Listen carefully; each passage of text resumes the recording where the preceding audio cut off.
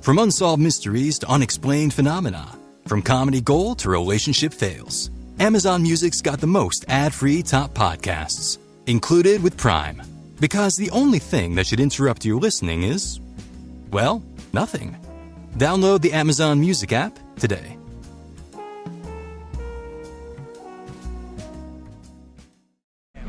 So, what's the plan? Right. We take Pete's car, we drive over to Mum's, we go in, take care of Philip. I'm so sorry, Philip. Then we grab Mum, we go over to Liz's place, hole up, have a cup of tea, and wait for all this to blow over. Why have we got to go to Liz's? Because we do. But she dumped you. I have to know if she's all right. Why? Because I love her.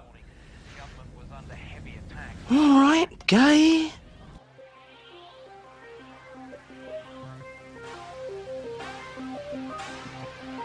I want to play a game.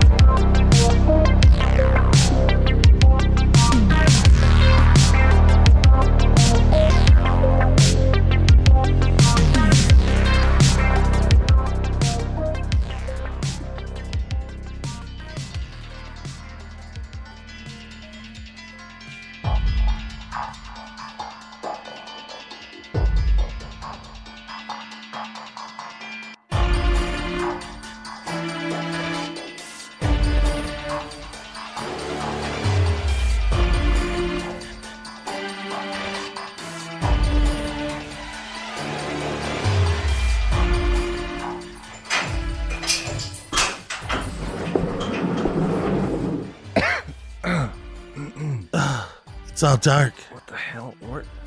Who's there? Where am I? My hair beard is tied. What? Who are you? What? Corey, is that you? Where are we? Yeah. I don't know. It's all dark. Look for a switch. All right. Hold on. I think I... Oh, okay. All right. What? Okay. What are we in, this warehouse? What is this? What is this place? What are you in? My hair and my beard is trapped. You're in... Yeah, don't move. That looks painful. Your beard's caught in some cogs, and your ponytail's caught in some other cogs behind you. Yeah. Okay. What did you do? Did you get us here? What is it? I don't know. I don't remember. I went home after work, and all of a sudden I just woke up, and now I'm surrounded by what is that? An oven and Vaseline. Is this a tub of Vaseline? And oh, hey, I have this tape recorder here. I think you should play it. Okay. Yeah. All right. I'll press play. Nate, you have lived a hairless life, making fun of your friends when you're drunk. Today, you will know what it's like to be picked on, embarrassed, and burnt by your friends. It is the time to know, live or die, Nate. First, you will get butt naked. Put your clothes in the laundry basket. Okay. Hanging over there is a slab razor. Shave as much body hair of your body off as you can without cutting yourself. Oh no. Be careful, it's very sharp. You will need to be hairless for this next step to save the pain. After you shave your hair, hop into the tub of Vaseline. Be sure to cover your whole body, but be careful, Nate. Not too drowned. It is very deep and very slippery, and it will be hard to get out of the tub without any hair on your body. Crawl through this oven tunnel. But go fast, Nate. It's very hot. The Vaseline will protect your skin from burning, but it will melt, and there will be a poisonous oven gas affecting your nervous system. If you make it through, you will know what it's like to be truly embarrassed, picked on and burned by your friends. Live or die, Nate. Timer starts now. What? Okay. What the hell? Who did this? Like who? So, someone kidnapped us, clearly. They want me to shave myself Obviously, this was a person I must have partied with at one time. I threw their shoe. I got a little. Probably threw their shoe. Oh God! Well, then we know who it is. But no, it's yeah. I have a note here too that says I have to make fun of you while you do it. Oh my God! No. So me being a little sassy troublemaker when I get drunk is now coming back to bite me. Oh no! Or burn is that me. a timer? Oh my God! You better get butt naked. I gotta get butt naked. Start shaving. Cover myself in Vaseline and crawl through this oven. Yeah. I mean, the first half of that sounds pretty damn good. But okay, yeah, sure. All right, let's take your clothes off. I'll make fun of you. Yeah. Okay. Okay. You look like an unbuff Eddie Munster. To shiver the face. Yeah. Sorry, I like to sing when I shave. Yeah. Yep. Okay. Oh man, Jesus. Yeah, I'm a buff Eddie Munster. I don't know if an unbuff. You look like an unbuff. Okay, good. Eddie Munster. Great. Yes, that you are supposed to make fun of me. Don't forget to get the hair on your butt cheeks. Yep. Oh yeah. There's a bunch of hair on your back too. Oh, it's thank God I'm not a naturally hairy person, but that's all right. I think I'm. Okay, get in the Can you tub. get this spot on my back? I'm trying to grease myself. I can't. Okay, all right. I'll just try and grease up. You the better best I hurry can. up, man. Yeah, the timer's. Oh shit. Okay, all get right. the Vaseline. All right. Ugh. Oh yeah, it's real gross. Oh, Then you're kind of having a hard time getting out. ugh. God, I'm just. Oh my God, I'm like a wet seal that was just born. Ugh, gross. Okay, all right. All right, open that oven door, and I don't know how long it is, but I think it's like you gotta crawl through that. Yeah, I don't. What is this shit? Oh my God, it's so hot in here. Corey, come on, man, I'm burning. I don't know, man. You don't even smell good. You look really funny naked. You have no hair on your head, and Oh no. you probably deserve this. Well, come on, I don't know. I'm gonna chuck your shoes while you're in there. No, don't throw the shoes. Don't throw the shoes. Leave them in the basket. Oh, Jesus, it's so hot. Oh my God, how are you burning me more than I'm burning actually in this oven? Oh my God, that was awful. I'm burnt. Congratulations, Nate. You've made it through the oven of Vaseline and hairless body. Oh, while wonderful. your friends and peers made fun of you. Maybe next time you will think before you make fun of your friends when you're drunk.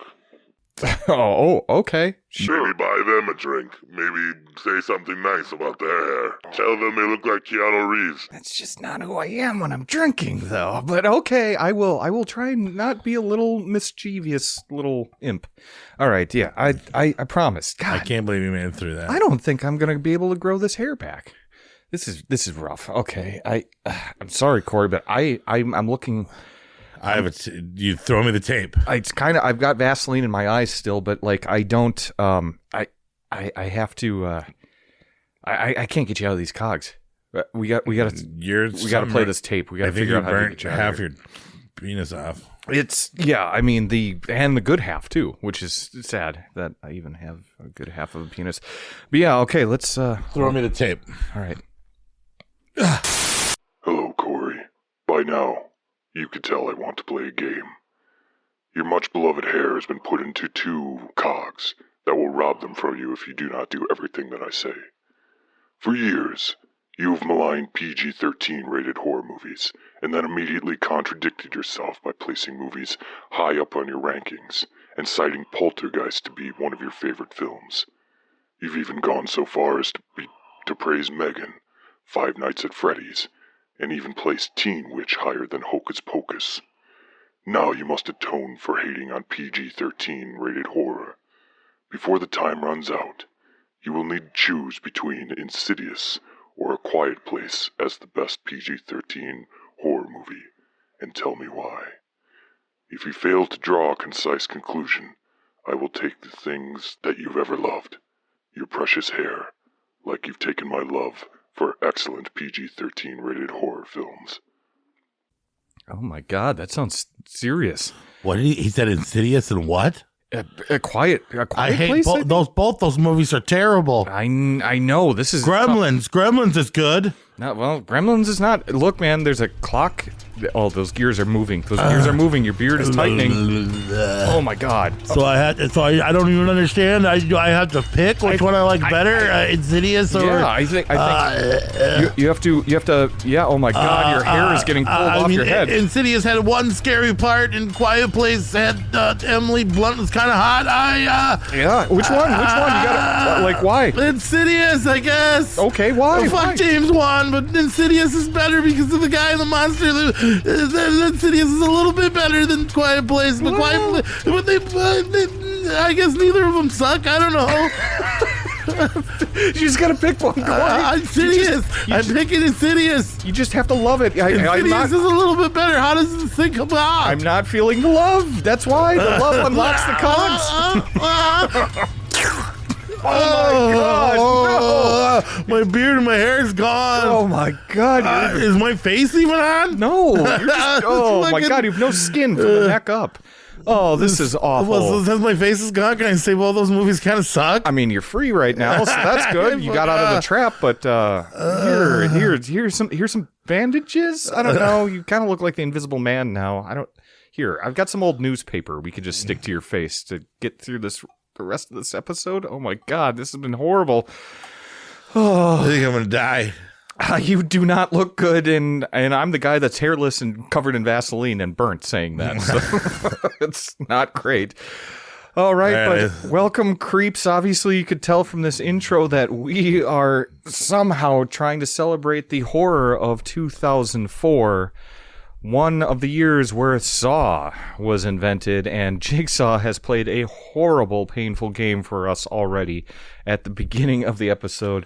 I am one of your co-hosts, Nate, and over there with no face anymore. Neither of us have hair. Yeah, it's true. It's like a hairless episode. This is like if Jigsaw had alopecia and he was really fucking jealous. I think I have one eyebrow. That's all he kept. It's just the eyebrows. All right, so we're here for episode 29, the horror of 2004. Somehow we will carry on. Corey, what'd you think about this year so far? Man, every year's a good year for horror. Every year you can find something good.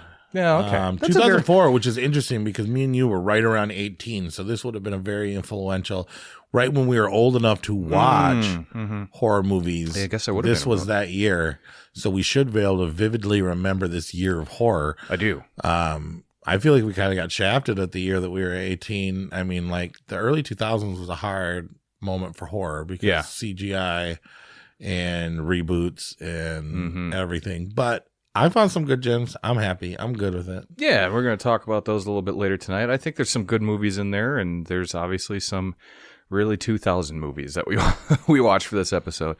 You know something funny? Yeah. So remember in 2004, what we remember the 80s kind of seemed like old movies, and it was like, oh, I like old 80s movies in 2004. Oh, yeah. People right now are thinking the same way about the 80s as so 2004 was the 80s to people now. Okay, so like we love the 80s. So when we were 18, we loved the 80s. We looked back at the 80s. That was for sure. Yep. And now people that were born 20 years after us are looking back at the 2000s like it was the 80s.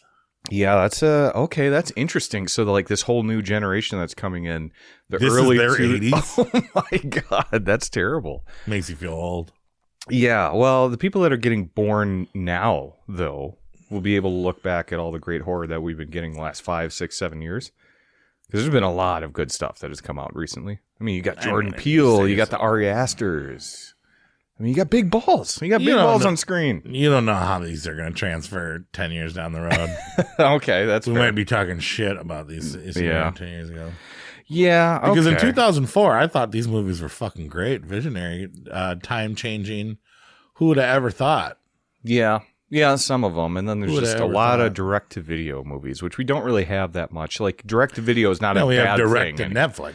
Direct-to-Netflix and streaming, sure. But, like, that's not, like, a bad word anymore. It used to be, like, it's a direct-to-video movie. You know, 20 years from today, who knows if people are even still be watching movies. Well, they will. They'll just be on their, like, little Google Glasses or Apple. Yeah, virtual ride of movie. Oh, my God. Movie ride where you're the main character. Well, I just hope that we can just dodge Jigsaw for a little bit longer and don't fall in any more of his traps so we could see that. Yeah, in this dark, dingy basement. Well, all right. But yeah, 2004. It's a decent year.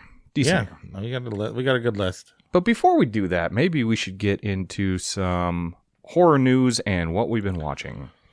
Well, hello, Mr. Fancy Pants. I got news for you, pal. You ain't leading but two things right now. Jack and shit. And Jack left town. Let's start off with our trip to the Days of the Dead convention. Yes, we went to a horror convention in Chicago, Illinois, and yeah, that's fun. Always fun. This is the second time we've been to a horror convention before. This is Together. Yeah, together. Yeah, you're right. And then horror nights that have been featured on some episodes down there with Anthony and Jacoby went, and yeah, And saw a lot of awesome Jacoby people. got second place in the costume contest because he didn't bring the door. I won best black and gray small tattoo. Yes, you did. Anthony got picked on by a sprinkles clown for his hairdo.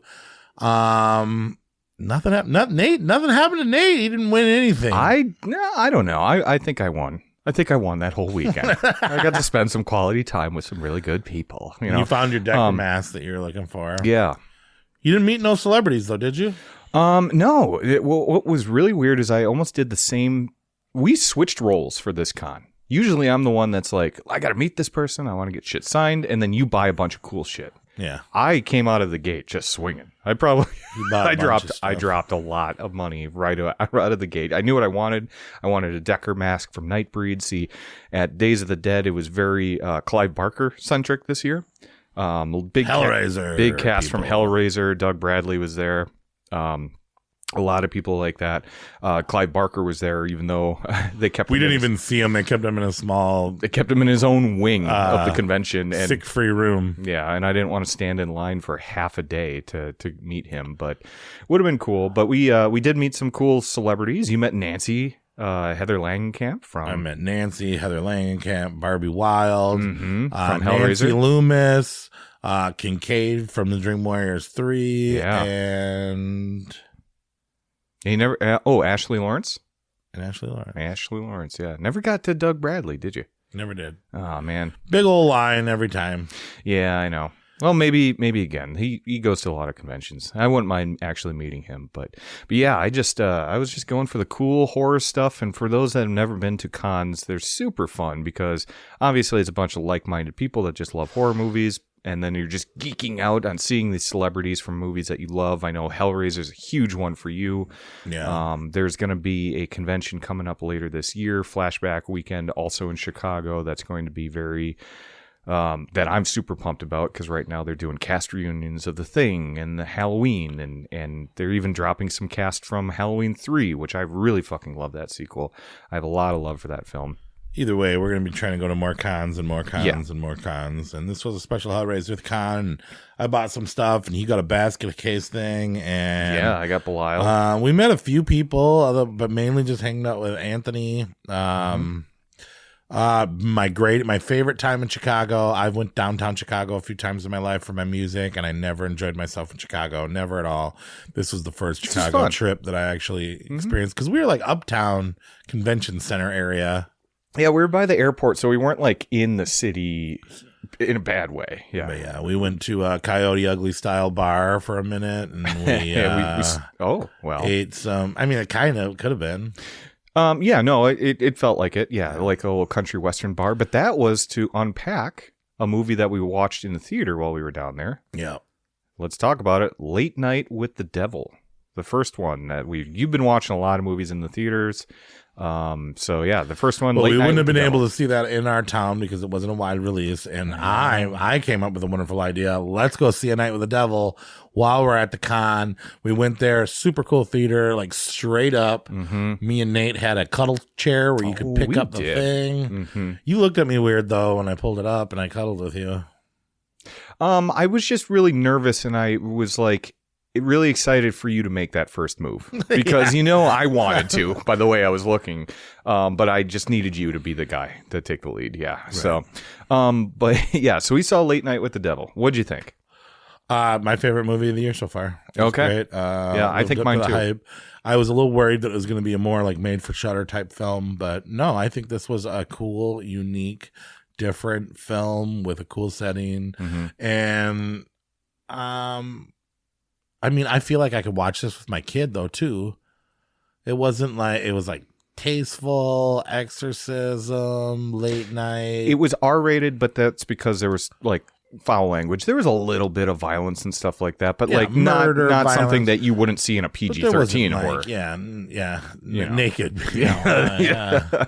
Okay. But there wasn't any nudity. I think it was just for the F words and stuff like that. But no, it was it's probably my favorite horror movie of the year so far that I've seen too, of the new ones that have been coming out. Very different than what I thought it was going to be. I really thought it was going to be like a exorcism of Emily Rose in a movie or in a TV studio type of thing, you know? We get something a little bit different, I think, with that. And I thought it was better than Exorcism with Emily Rose. I mean, it was like watching a behind the scenes and on the scenes of Jay Leno gone wrong or Johnny Carson gone wrong. Definitely. And people caring about ratings, and it was cool. I had Jacoby on one side, I had Nate on one side. We were in one of the coolest theaters I've ever been to, all the way deep in the back. I will say I had to pee almost the entire time, and I took a big puff of marijuana each yelled at me for.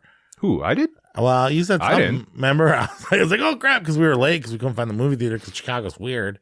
And we got in there, and I enjoyed myself, except for truly having to pee. I didn't weed shame you. It's illegal there. Why would I weed shame you? You were just like, did you just do that? And then I was coughing through half the movie. Oh, yeah. Okay. Yeah. Sure. Well, anyway, but no. Yeah, it was. We were in the back, top row. We almost had to look down at the movie theater. Anthony was very excited. He was he ran in there. He turned into a bat at one when we point. got there, and there was like this old couple sitting in because we got 6 seats. And they were sitting in their seat, and I had to kick him out of the seat because Anthony was afraid to kick him out. Well, yeah, He did you the would vampire think Dracula would be like, "You're not welcome in these seats. I've been invited."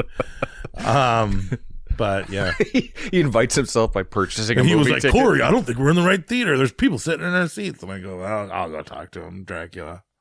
Yeah, no, So it's I got him out of there. you got to kick him out. We paid for that, right? Yeah. It's not a big deal. I don't think it's a big Weird. deal. Also, weird thing. They sell popcorn there, but no candy. There was no candy. Couldn't get a candy bar. You could get like buffalo wings, pizza, cheesesteak, but there's no I'm candy. not gonna lie. I bought some popcorn there. I've had better popcorn in the movie theater. Not anyway. locally though, have you? Yeah. Oh yeah, definitely locally. But anyway, the movie itself though is great. There's a lot more. It's a lean, mean 90-minute, scary, interesting movie. About an exorcism for sure, but you actually get more than that. You actually get something that by the end of the film, I didn't. In fact, I was probably one of the ones that were like down on it the most, which I wasn't, bad, but like out of everyone that we saw it with, because there were like 7 of us that went. I was the one that was kind of like shitting on it the most, and honestly, it was just because I was like, okay, I expected one thing, I got more, but I liked what I really got. And there's actually, when you leave the movie, there's something that you have to digest about it, which I also like, and I've been thinking about it since we've seen it, and I'm excited for it it drops on Shudder April 19th. And Jacobs really likes it. He's going to start dressing up as that actor. I can't say his last David name. Desmalchian or whatever. Yeah. I could see him pulling that off too, actually. Couldn't you? A little Johnny Carson. I mean, honestly, 70s suit. Anthony probably could do it too, but we know Jacoby's got the chops for cosplay. For sure. But no, it's a great movie. Like I said, if it's in your theater, go support horror and go see it in the theater. However, it is kind of playing in select theaters, so it will be on Shudder April 19th, and you guys have to watch that right away. As far as the convention, do you want to mention anything else? Are we going to talk crap about Miko Hughes or anything? Yeah. Leave it be. Are you going to leave it be? Yeah, I don't. Yeah, he's a weird guy. Let's just say that we saw some interesting con flexing throughout the by some of the actors, by some of the people. Yeah, we saw some things that are going to make some movies not. Yeah, they've changed how I view things now for some of these movies. Yeah, when I see Miko Hughes, I'm going to think more of the kid in Kindergarten Cop instead of the kid that got hit by a bus, or or Heather Langenkamp's son. Yeah. I don't know. The penis goes in the vagina. That's his real character. It's a fun story, and I don't think we should tell it. And I'm sorry, folks, that we even brought it up on the air. But let's just say, sometimes you just don't want to meet your heroes. And well, hey, next time we watch Pet Sematary, maybe I root for the truck a little bit harder than I did last time. No fair. No fear. Anyway, we'll let that. You know what? When you see us at a con one day, people are immediately after I got back from the con, I went and saw Ghostbusters Afterlife. Good movie, good budget, cool monsters, great cast. I don't know. I have this thing where I really like Ghostbusters, but I find myself bored with all Ghostbusters movies. There's something they do about the movies. They're great movies, but even the first one. Yeah, I mean, even the first one and the second one, there's this weird pacing thing to them. And I think it's a great movie. I don't really think it's horror. I mean, it has monsters in it, so you have to talk about it. But it's this PG-13 shit, right? Yeah, well, be careful. There's still more hair on you. It was a good movie. I give it 3.5 out of 5 stars. Oh, okay. Because when we first talked about it, I thought you would be lower on it than that. I mean, that's not a great rating for me. 3.5 out of 5. Oh, you're big. Yeah, you love hard. You love horror movies hard. Yeah, But is it darker? At least I've heard rumors that it was gonna. No, it's pretty much akin to Afterlife. I think Afterlife would probably be a little bit darker. This one's a little bit less boring. Oh, well, I didn't find Afterlife boring though. I Slimer, really liked it. You didn't find parts of it boring, like they couldn't get to the point. I am such a sucker. And then when the point came, they gave you too much all at once. Well, I could see that. I could see that argument, but I'm such a sucker for that like Goonies style. Let's get a band of kids together and save the day type of formula in movies. So it works for me. I think I like this one better than Afterlife by a little bit. But okay, yeah, it's pretty decent. 3.5 out of 5, maybe closer to 3 than. Okay. All right. So yeah, that's not a bad score. So Ghostbusters is worth it. Sorry, Jacoby. I know you liked it a lot. Yeah. It's all right. It was what I expected. I did also predict every fucking thing that happened. I've heard it's very predictable. Yeah. It's very formulaic. You pretty much know how it ends when it begins. Yeah. I'm going to try and see that in the next week. After that, I went and saw Love Lies Bleeding. Not a horror movie. Okay. But not really even a story, but sexy. Oh, yeah? But great cinematography. Great. There's really not much of a story here. It's a quick smash and grab. There's some murder. There's some violence. There's some sex. There's a. Okay, so for the listeners at home, there's a fisting? I'm just hurraying. Oh, this cheering. Yeah, with a fist. Well, it's like under up cheering. So it's an uppercutting. It's a fist pump. Yeah, it's a fist pump. Does someone fist pump into a vagina? I don't know. I didn't say that. Okay, we didn't say that. I didn't say that. All right. Ed Harris looks like the Crypt Keeper, and he's an interesting character. There's a lot of really cool characters. Yeah. But yeah, you kind of are like, wow, I thought there'd be a little bit more of a story than that. Super artsy, super cool, super exercise, super gay, super fun. I enjoyed it. I saw it really early. Not bad. It's a crime film, right? Not a horror film. It's I don't even know. I think it's a romance. Oh, really? Okay. With violence. It's a violent romance. Oh, okay. All right. I mean, there's I guess a horror element to it. But they never really explain anything or go on, and you're kind of confused. But yeah, crime, romance, horror. I guess maybe horror. I don't know. But you liked it though. 4 out of 5 stars. 4 out of 5. That's a good score. And that was me being lenient. You know what I mean? Where does this lenient grading side of you these days? Well, I'm just, because especially if you're doing it on 5 stars, you gotta be. Sometimes you push something because you want it to be. And we have not had any good movies all year until this episode. I literally every movie that horror movie that I liked, I'm talking about in this episode. Every half the top half of the best movies have came out in the last 3 weeks. Okay. Of the new films. All of these movies of this year are better than the ones that we've rated in the past 6 episodes. I got you. I see what you're saying. Immaculate, Sydney Sweeney, horror. Mm-hmm. On Easter, saw this the day before Easter, basically. That's fun. Gripping into Easter, I saw this anti-religious retelling of a reboot of the Virgin Mary gone horror, nuns, pregnancies. I don't know. Yes. Yeah. Good. This one is it's pretty anti-religious. So if you're like super into God and you're super into Jesus, probably don't watch this one. Or Sydney Sweeney is. I'm so on the fence about her. I was a fan of her in Euphoria, playing that character that she played. Mm-hmm. The girl has some of the best "what the fuck is going on" faces in the biz. You know what I mean? Every once in a while, you look at her face and she's seeing something fucked up. Yeah, her face is perfect for it. She's a great facial actor. You can see all the emotions in her face, all the confusion, all the horniness, all the anger, all the lost things. But I don't know if she's a good actor or not. I don't know if this was the best role for her. Hollywood hot right now, like with everyone's talking about Sydney Sweeney. Well, yeah, I don't know. I'm so on the fence. I'm kind of rooting for Sydney Sweeney because I really want to like her, but I'm also like, this just may be a fad and maybe she shouldn't be doing this. I don't know if her place, I mean, she's not Anya Taylor-Joy. She's not, I agree with Mia Goth. Mm-hmm. But she's got potential to be entertaining, but like, I'm judging this basically off Madam Web and Immaculate. Mm-hmm. She did a lot better in Immaculate. I don't know. This is a cool movie. I do not like religious-based movies that don't that feel like they take place outside of the real world in this separate religious nun priest world. Yeah, hate these fucking movies. Never am in the mood for them. Never want to watch them. I know they're always slow-paced, but I was smiling. I was happy. I also gave this a 3 3/4 out of 5 stars.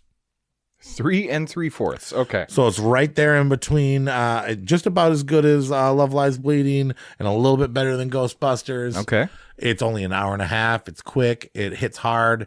The end is awesome. Okay. All right. Immaculate. Nice. First Omen saw last night. All right. Now, so before you tell us what you think, is what I've been hearing is, first of all, I saw the trailer and I'm like, how does the first Omen take place pretty much in a fucking nightclub? Oh, yeah. You know, like it just looked modern day. It looked like it was at a nightclub. Yeah. The original is 1975. It takes place in the early 1970s. It does. Yeah. Okay. I didn't get that from the trailer. It looked modern day. Well, and I was weird. Actually a little confused too. First thing about this movie, they put a filter on the movie where there's like smoke, like in the background of every fucking picture, and there's like chemtrails. And I don't know. I thought there's fucking water in my eyes when I was watching this. And I had to ask Victoria, and I was like, do you fucking seen that too? There was like this filter that was just beautiful that actually made everything look beautiful, made it feel a little bit more 70s. Yeah. So it's the 1970s. There's rioters rioting against the church and all kinds of shit. There's a school for nuns, and there's a girl that came from America, from Pennsylvania or something, to come work in this monastery. Is that what they call those things, or whatever the fuck they are? Yep. And the church is not being loved by the world, and blah, blah, blah, blah, blah. And the nightclub scene is just a singular scene. Yeah. And this is something that the church does to tempt this girl that's about to, do her vows and become a nun. This other nun girl that dresses all sexy and lustful, talks her into going out in the town one last time with her, takes her out of the nun stuff for the first time in her life, puts this sexy little dress on her, and boy, oh boy, does this girl got good looking hair, and does she look great? She's really nervous. She's really nutty about it, but she goes out there and then she drinks alcohol for the first time, meets a guy for the first time, and has the craziest night of her life that she doesn't remember, which is very important to the plot. I got you. Okay. And then whatever, she wakes up, she's super embarrassed, she doesn't remember a fucking thing. This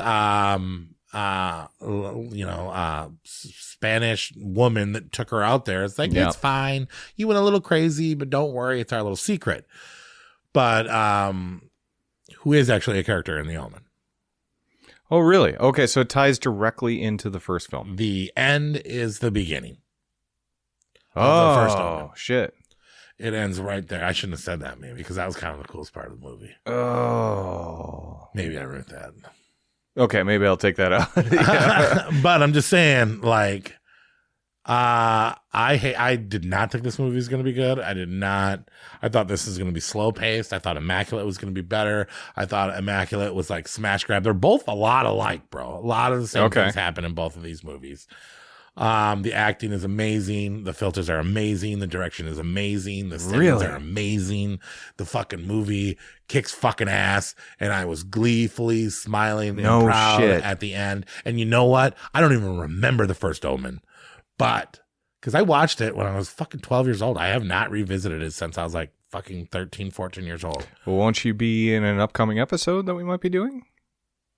Would I be? Yeah. Isn't that one of the ones during that? No, it's not. That's a different year. Oh, okay. We'll have to look that up. But no, I love the original. Yeah. So it's Late Night with the Devil, first Omen. Get the fuck out of here! I had such low expectations for this movie. 4.5 out of 5 stars. I was talking shit about 4.5. And here's the thing. It's a boring God movie. But okay, I mean, The Exorcist was great, but that's a God movie too. Yeah. Yeah, but so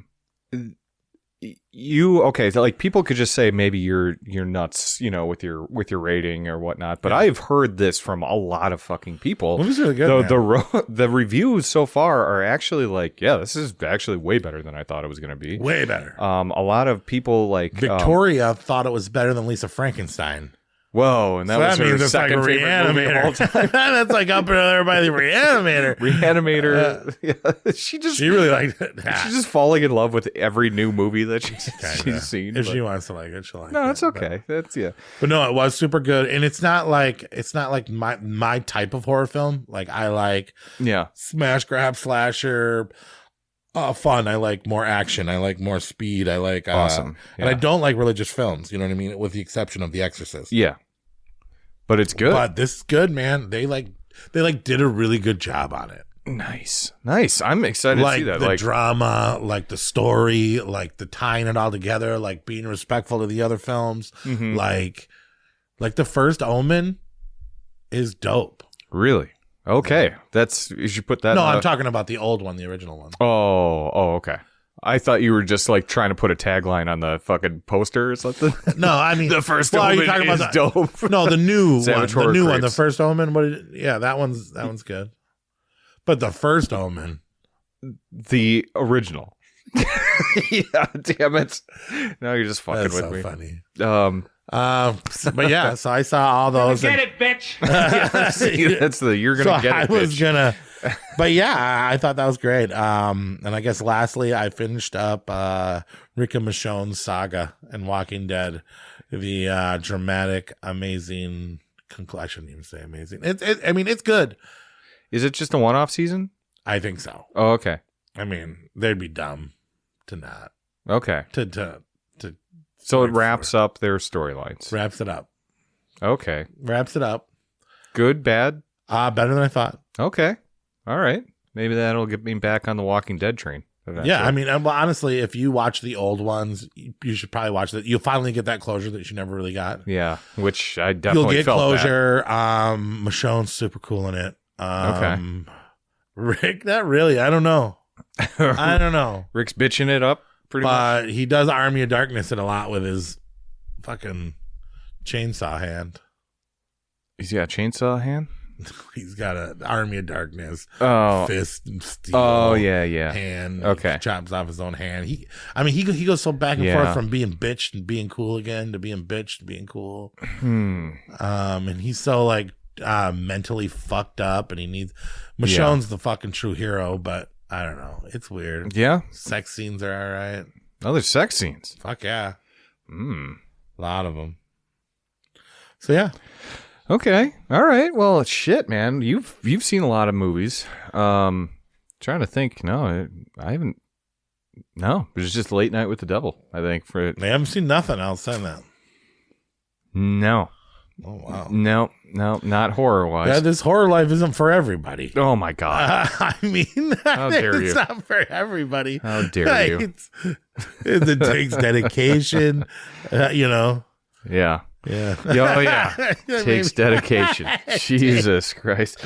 I gotta give you a little shit, man. Well, You're yeah. too busy celebrating Easter to go to the movie theaters. Oh yeah, that's. I don't want to talk about that. Is that essentially the story? Is that essentially the story? Yeah, me celebrating. You went Easter. all out on Easter. Oh yeah, me. You went all Yeah. church every day. You've seen me just chain smoking and fucking drinking heavily and trying to feed 30 people. Make it through Easter. Yeah. Anyway, no. But we are coming up on the greatest movie release time of the year. 420. Every 420, the best movie comes out within a week or two before it. Okay. So we're looking forward. What is it? Well, it's Sasquatch Sunrise and Abigail. Okay, Come out Abigail. The day before. Come out the day before 420. Well, Sasquatch Sunrise, I think that's Ari Aster, right? Produced, yeah. Oh, produced. Okay. That's right. Yeah. He okay. But and that's just a bunch of Sasquatches taking mushrooms and fucking and living out in the woods. I heard there's no dialogue. Not dialogue. Yeah, I've heard there's no dialogue. It looks cool. It looks like a really awesome, funny nature Sasquatch film. Yeah. But we're not going to get it. Probably not. But we'll get Abigail, and I'm looking forward to that. Yeah. So those that actually looks pretty good. Those are the big pre 420 because everybody goes to the movies on 420. You get stoned, you go to the movies.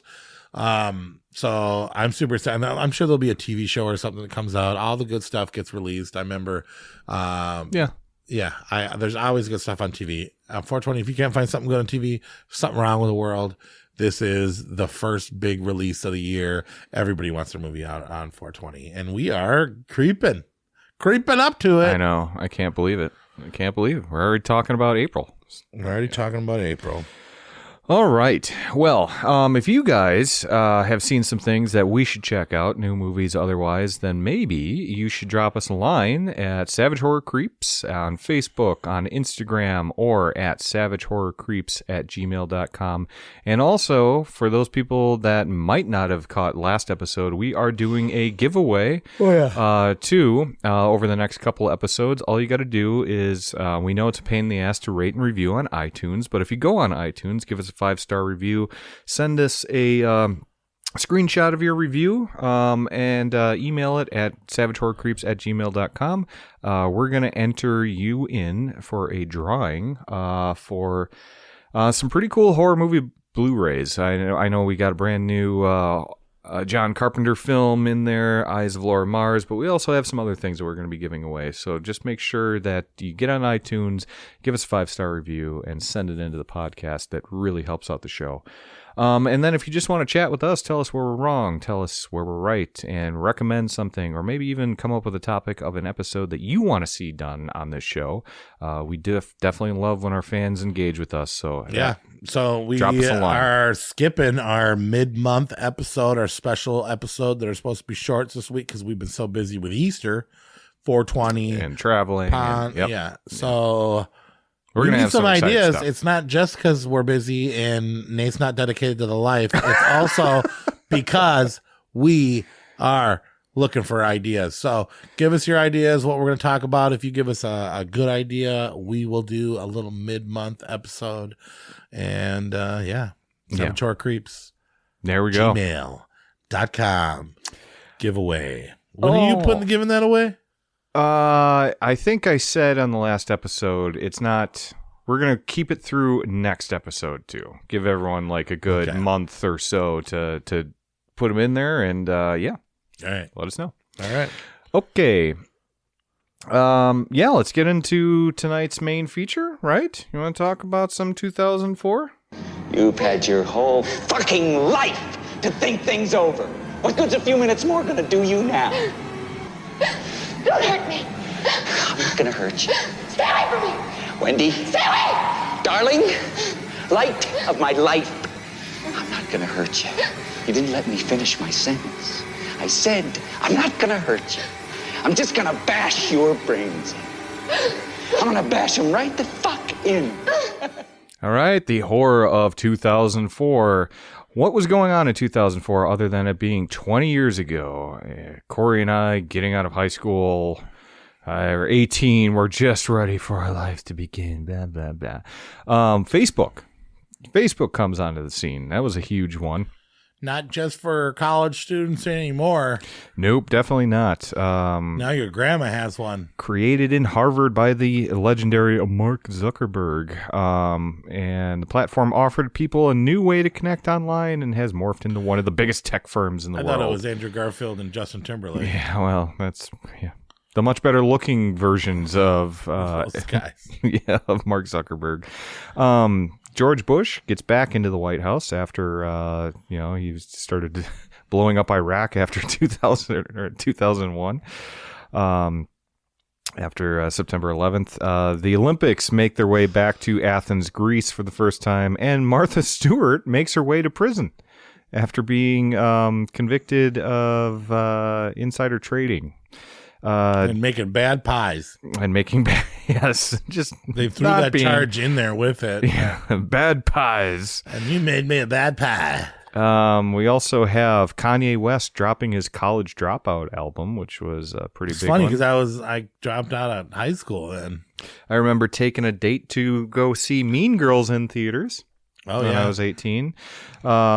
Yeah, so that debuts. Also, speaking of debuts, Janet Jackson's nipple in the Super Bowl, where she had the legendary wardrobe malfunction. Also, Justin Timberlake's bad too, right? That changed a lot of things in the industry too, when they freed the nipple in front of 2 million people or whatever was watching the Super Bowl, because everything cracked down censorship wise and whatnot.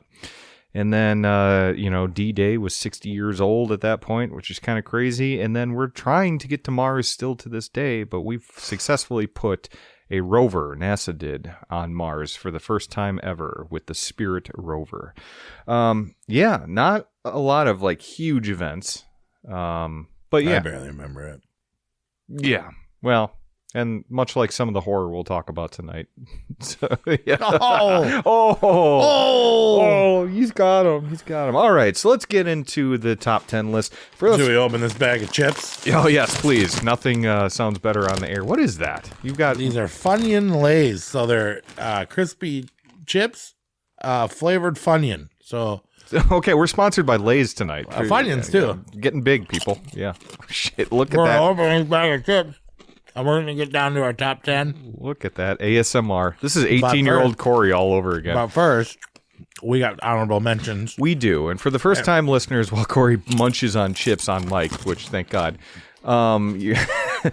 for those first-time listeners, we will rank all the horror movies of 2004 individually and then submit our lists, and then Corey's got a fancy algorithm to assign points to where we make a savage top 10. But then we just love horror so much that we throw a few honorable mentions in there. And the first honorable mention tonight should have been Skinned Deep.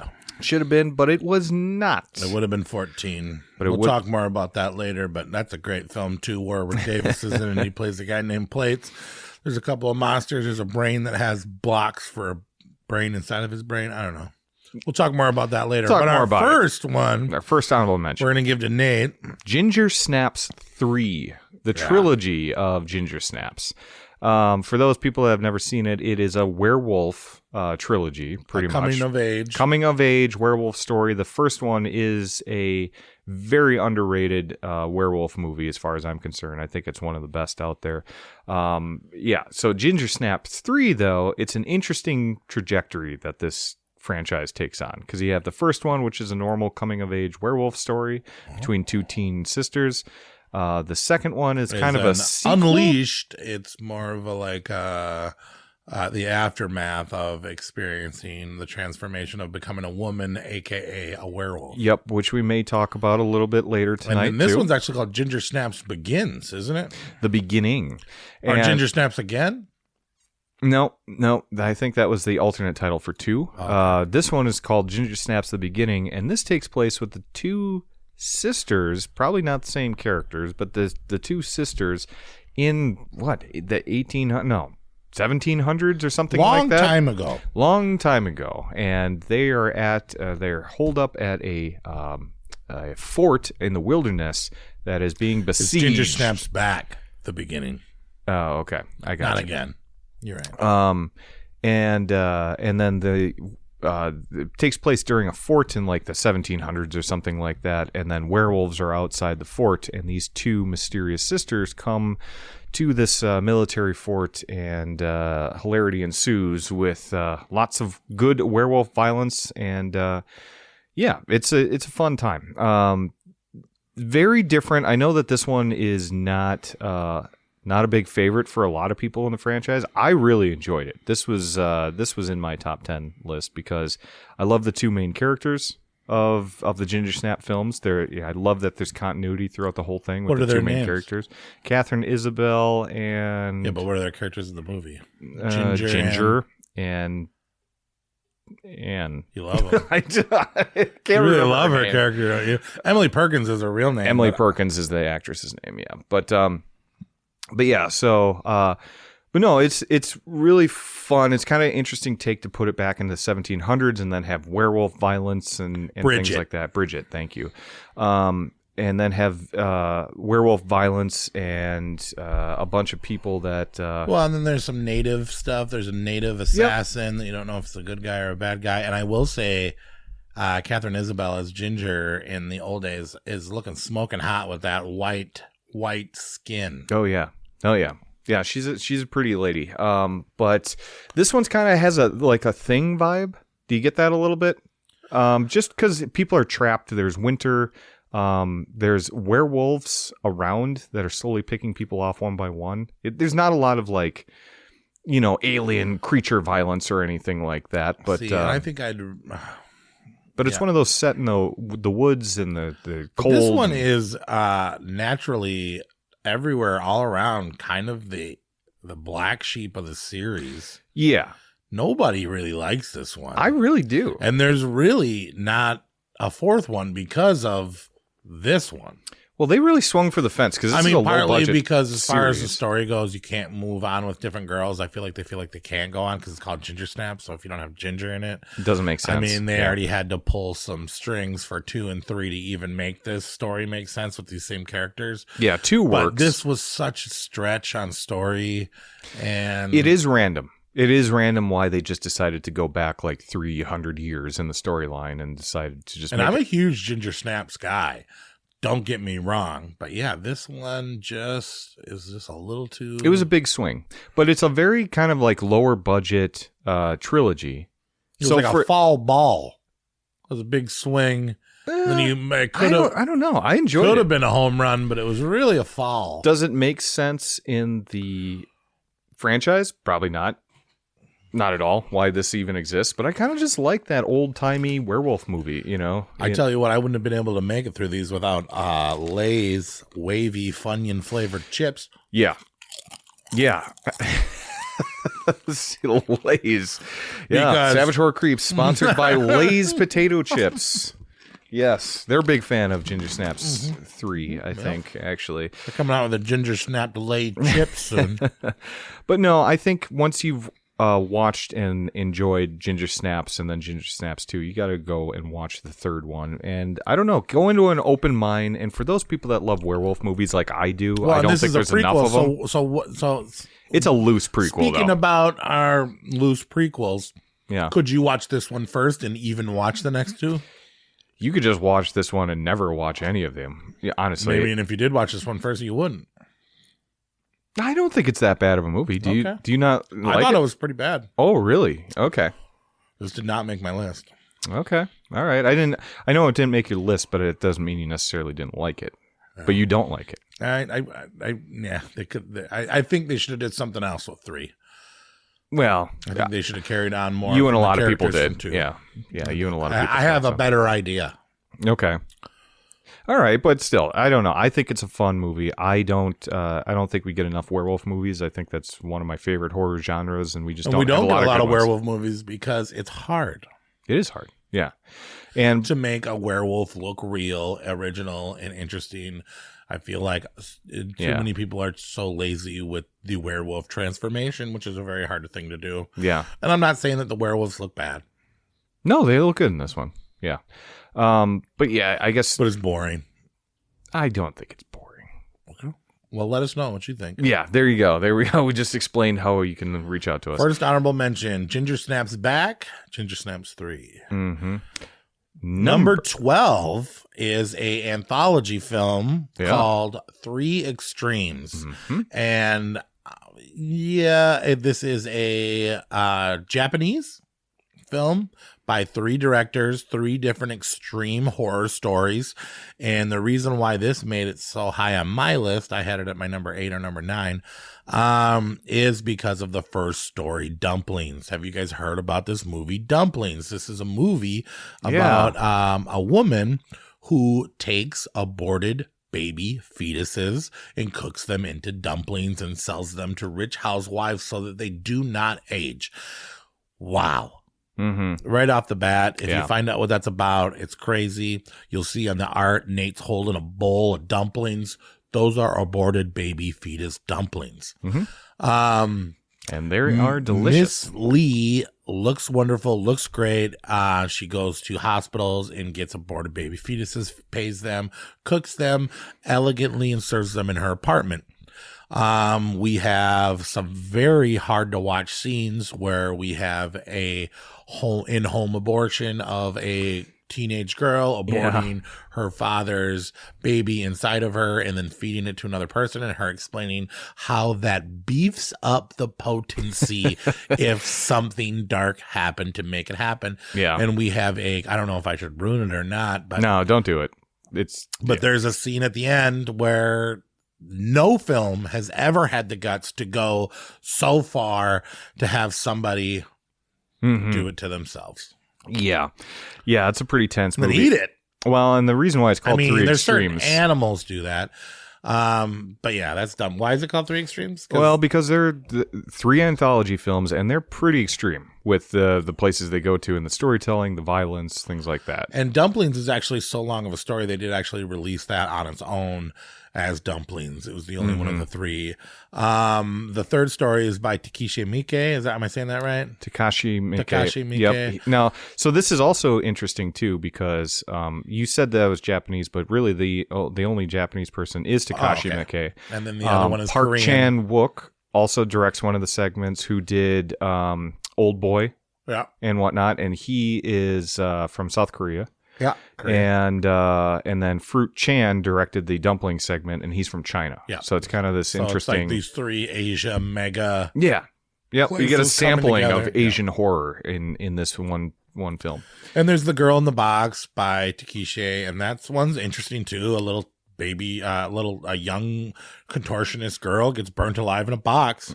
Yeah. Among other things happening in there, and they're really twisted. They're really fun. I like these a lot. I can't believe that this didn't make our top 10, but yeah, that's my fault, I guess. No, well, I don't know. I thought they were really good. I just didn't put them. He was afraid to talk about the subjects. Abortion's a sensitive subject right now. So, yeah. He just didn't want to go there. I'm not afraid to. But you should check this there. out, and it is on Tubi.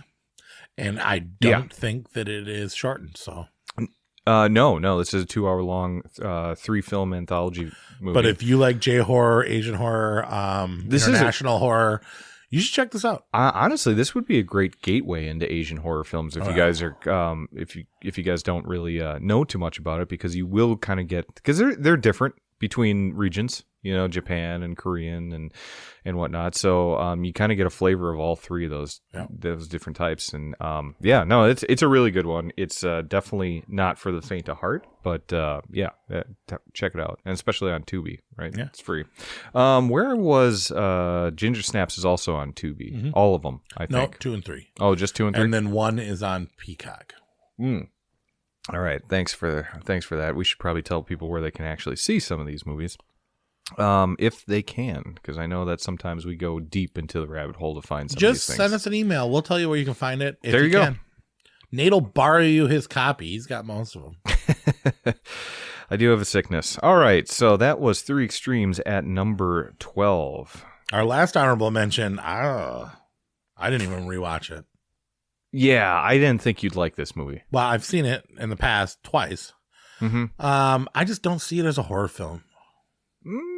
Really? Tell me why. It's a Stephen King story. Okay. It's about a killing. It's called Secret Window with Johnny Depp. Okay. Yeah. So that's our honorable mention. But you tell me why you think this is a horror film. Well, because I mean, we've covered The Dark Half on this show before. We've covered a lot of different movies that have that alter ego writer, killing people. There's some what's his face? John Turturro in this one. He's a pretty ominous bad guy. You know, there's a lot of twists with this movie that might undo that for you, but I like the thing at the end. Basically, the ending of it kind of goes to a darker place. It is kind of lighter. It is Johnny Depp. Mm-hmm. So it's definitely one of the lighter horror movies that we're going to be talking tonight. But where it goes at the end, I'm like, oh yeah, that's dark. I like that. Okay. It's got a dark horror twist. I mean, we've counted other things in the same wheelhouse, so I guess I see that. But I remember hating this film.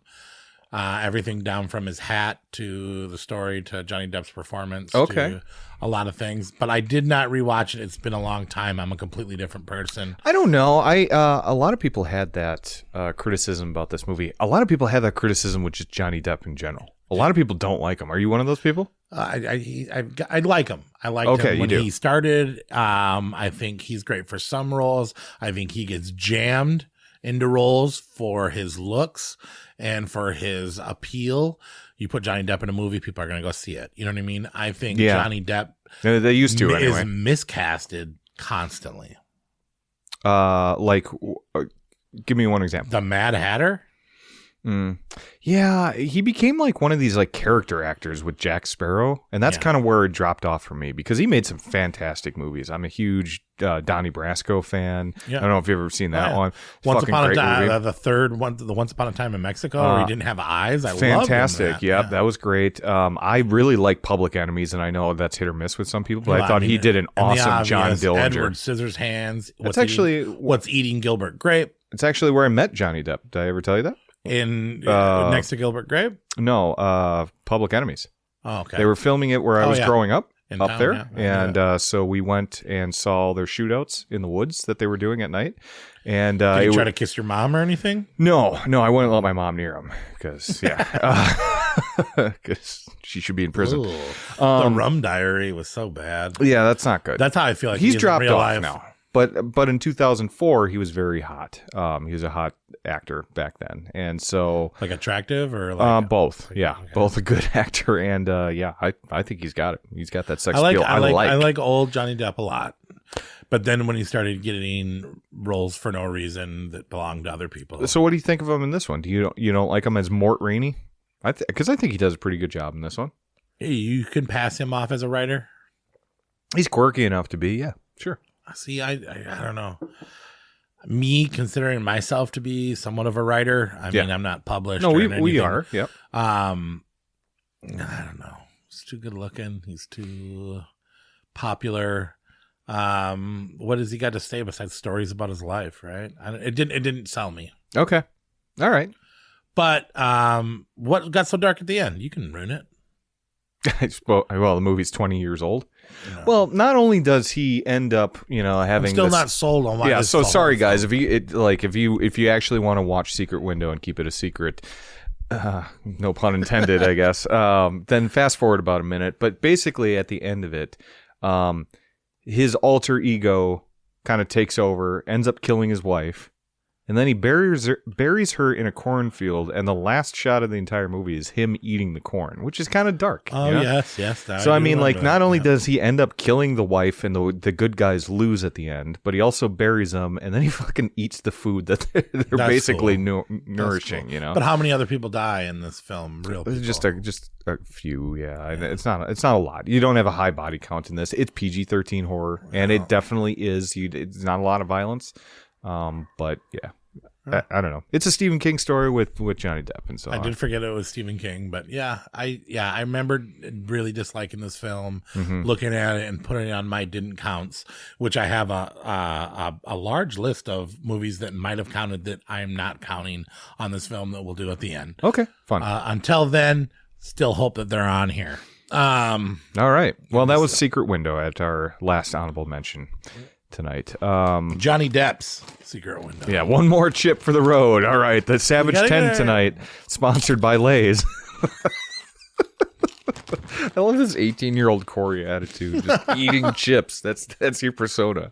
I'm 18. I eat chips when I want. A lot of podcasts eat chips while they...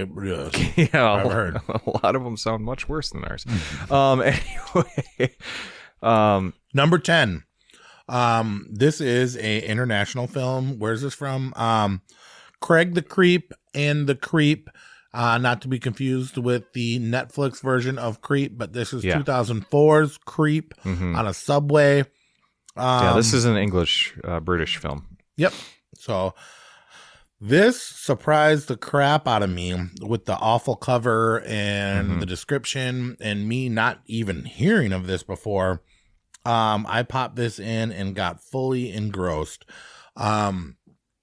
I love the setting of the subway.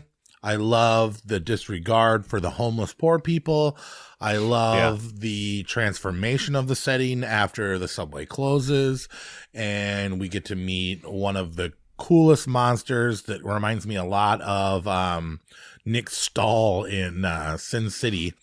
Oh, yeah, okay. I can see that. It's played by the character that was in The Possum. Do you remember that guy? He's like an acclaimed British actor. He is, yeah. His name is... He fully Shaun Harris. Transforms into Craig the Creep, who is one of the grossest things. And when I think of a creep, I'm going to think of this character for a long time coming. It's a little bit barbarian-ish, you know? Yeah. I can see that too. Yep. Basically, this woman gets trapped in a subway late after hours after she almost gets sexually assaulted by somebody who she thought she was her coworker or friend. Has to flee and escape. Looks for refuge in some heroin addicted homeless people living within the subway system. She offers them money to try to get her out of there. They run across one really gross, scaby walking infection of a man. There is some brutal kills. There is the way this guy moves about within the vents and the areas. The kills are gruesome. If I was in this situation, it would be horrifying. The lead actress is from something else, but I couldn't figure out what she's from. She is from The Bourne Identity and Run Lola Run. There it is. Yeah. Yeah. And she did pretty good. It's a simple cut and dry. It is. You're trapped in a subway. Yep. There is a gross fucking monster after you, and they did it well, and it kept me guessing. The way that the creep moves, trying to figure out why he is, because he seems to be somewhat intelligent but feral. It is, yeah. It's like really... when he mocks them when they're about to kill him, and then he repeats the way that his other victims had begged for him to save their lives, and please, I don't want to die. And there's some violent scenes that I'm going to talk about later in awards and whatnot. But me too. Loved the film. I thought it was super good. I can't believe I never heard of it. It doesn't have any connection to the Netflix version, does it? Because it gets compared a lot. Creep. No, that you're talking about the one from 2014 with the guy from The League. Yeah. Yeah. I used to watch The League too. Sure. No comparison to that. No, this is a one-off film. This actually really surprised And me. how can you not give love to something that has the name Creep in it? You know what I mean? Yeah. Us as the Savage Horror Creeps, this is what we're going to be one day. Good. Yeah. Corey the Creep, Nate the Creep, and Craig the Creep all together in Creep 2. So I really enjoyed this film too. I think that this is I love kind of like the basic movie. Because we get a lot of like deeper movies or everybody's trying to do intricate too much plots. in a horror film. Yeah, this is very simple. Just takes place in the underground subways of London, and it's a really fun movie.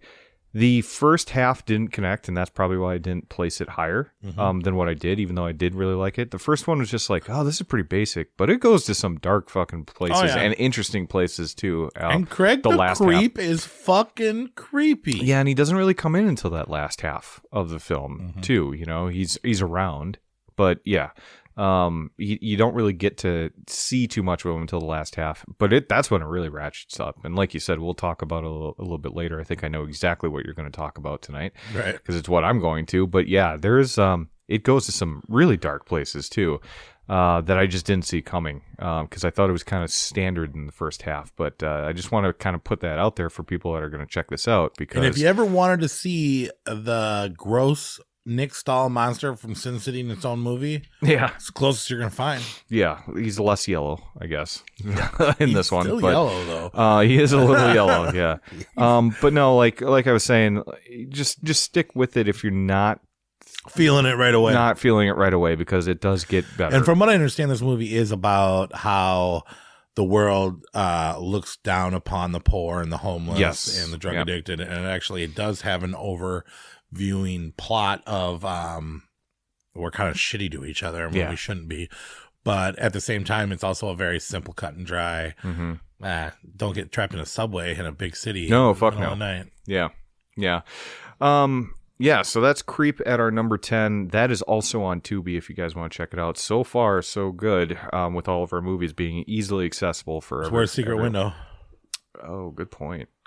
Let me look that up. I owned a copy of it, so that's where I watched it. It's probably on HBO Max. I will look that up. But do you want to take us into, or actually no, I need to take us into our number 9, which is one of my faves of this year. Actually, I've been meaning to get around to this movie for years, and that is the not J horror film. This is I think it's a Korean horror film, Shudder. No, Indonesian? Shit.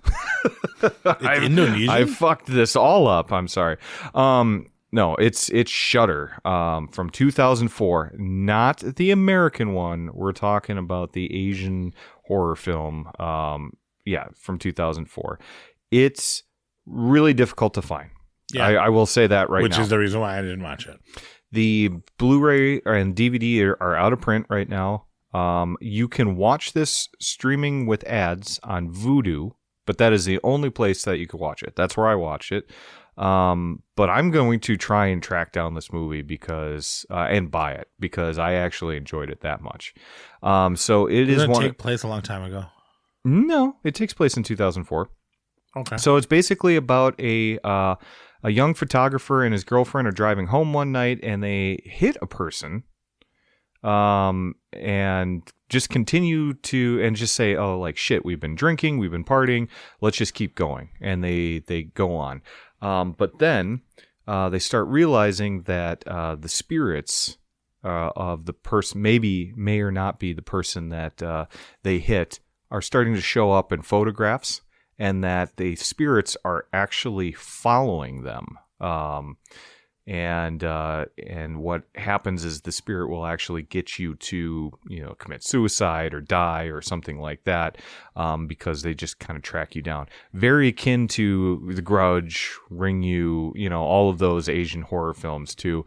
But Shudder is got some very creepy imagery in the photographs. That type of shit gets to me, where you see like a face kind of superimposed in the background. This movie is laced with that, and it's got some really creepy shit. One of those horror tropes that they use too much. Well, but this is like specific, like this plays so well into the plot of the entire film that, and I think that this was also 20 years ago. There wasn't that much of it going on back then. Now there is. But it plays so much into the plot of the film that I was never annoyed by it. I was actually creeped out by the photos that they were showing. They also use it as an interesting device too, to like see the ghost, because you can't see that the ghosts are around you. Like as we're sitting in our studio tonight, there could be a ghost right next to you. The only way I would know that is if I took a picture with a Polaroid, and then all of a sudden it shows up slowly right behind you, or touching you, or doing creepy shit. Now we see it in like Insidious. Yeah. Or it's been done. And then the internet. And then the Americans had to come along and remake this into a really shitty version of it. They did. Yeah, they remade it. What year did they do that? I want to say it was very close to when this came out. And so a lot of people will watch Shudder. It's actually 2008. So I guess there was a few years afterwards. But it was when we were doing The Ring. And then we were doing The Grudge. And then, all of that stuff. That's what this looked like to me. Not only was it impossible for me to find and watch, but it also looked like... the same thing as everything they did, but I have heard good things about this film. There is, and I will say, it just looks so Pulse to me. You know what I mean? It's kind of but it's like that, but it's really, really fucking good though, and it's really creepy, and it's so well done, and for movies that are sometimes subtitled that you really have to pay attention to, you kind of feel like they drag a little bit because you're not, you can't look away. You got to read the subtitles. Am I reading a book or am I watching this a movie? one was so fast paced for me. It's just a 90-minute movie, and then it's like, there's so much happening on it that it seems so very fast paced. I was glued to the TV watching it. And Burn the Pizza? I would say this is my Burn the Pizza movie of 2004, to be honest with you. Right. Yeah. I was so happy. Like I said, I'm going to try and track down a physical copy. They're out there. They're just out of print, so they're pricier than they should be, right? And then the Americans are probably trying to sell the remake without it getting the Ringu and the don't watch the 2008 one. You're gonna ruin this for you. But this one is a fucking Shutter, Shutter, not Shutter like the TV show. Yeah, exactly. And this one comes from Thailand. What's the difference between a shutter and a shudder? Shutter is like to shake. Like a shutter is to close or to open. Oh, shutter means shake, and shutter means close, like a blind. Shutter. Yes, you would shutter the hatch or the windows. Okay, but you would shutter if you were cold or creeped out. Oh. Mm-hmm. But like I said, there is some really creepy imagery in this, and if that whole like ghost in the photograph shit gets to you, this whole movie's got it, and it's so cool how it works in with the plot device. So you don't get sick of it. And there's a whole mythology too, and there's actually a lot more twists in the storyline in this movie than I ever thought there was going to be coming. So, that's Shudder. I'm kind of bummed you didn't see it, Corey, because I think that this is of those like Grudge, Ringu, this one's all right. All of this one, like this is probably up there for me on those. Dracula, check this one out. You should definitely check it out. Like I said, the only thing I could find it was streaming on Vudu with ads right now, but luckily they only do some of those ads only a couple times throughout the movie, so you don't get a lot of breaks.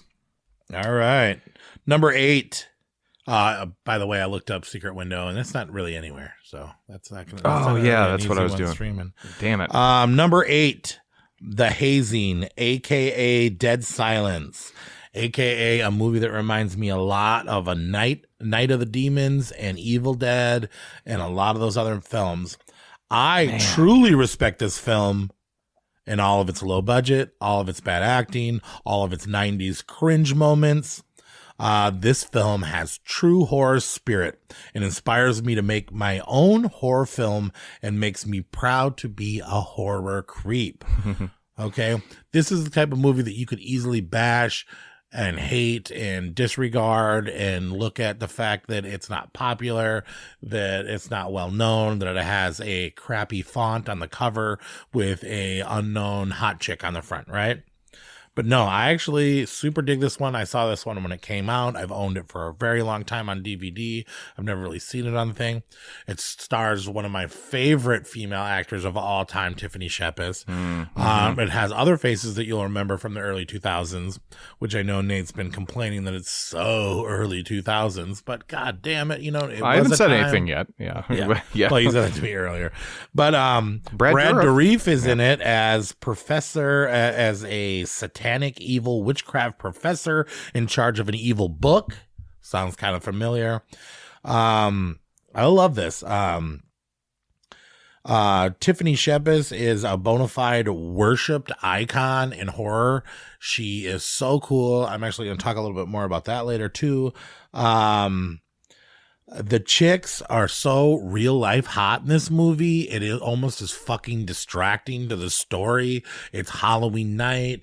They're wearing skin tight angel and I don't even know what the fuck, an alien costume.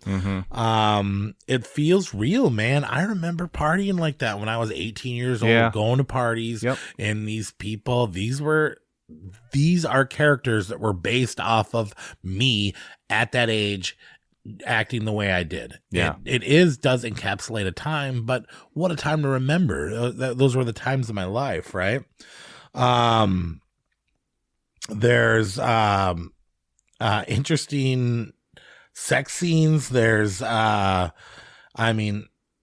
don't know. It's fraternity. It's a scavenger hunt that goes in speed motion. I don't know.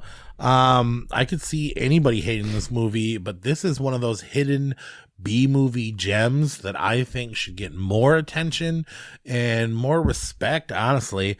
I had this at my number 4.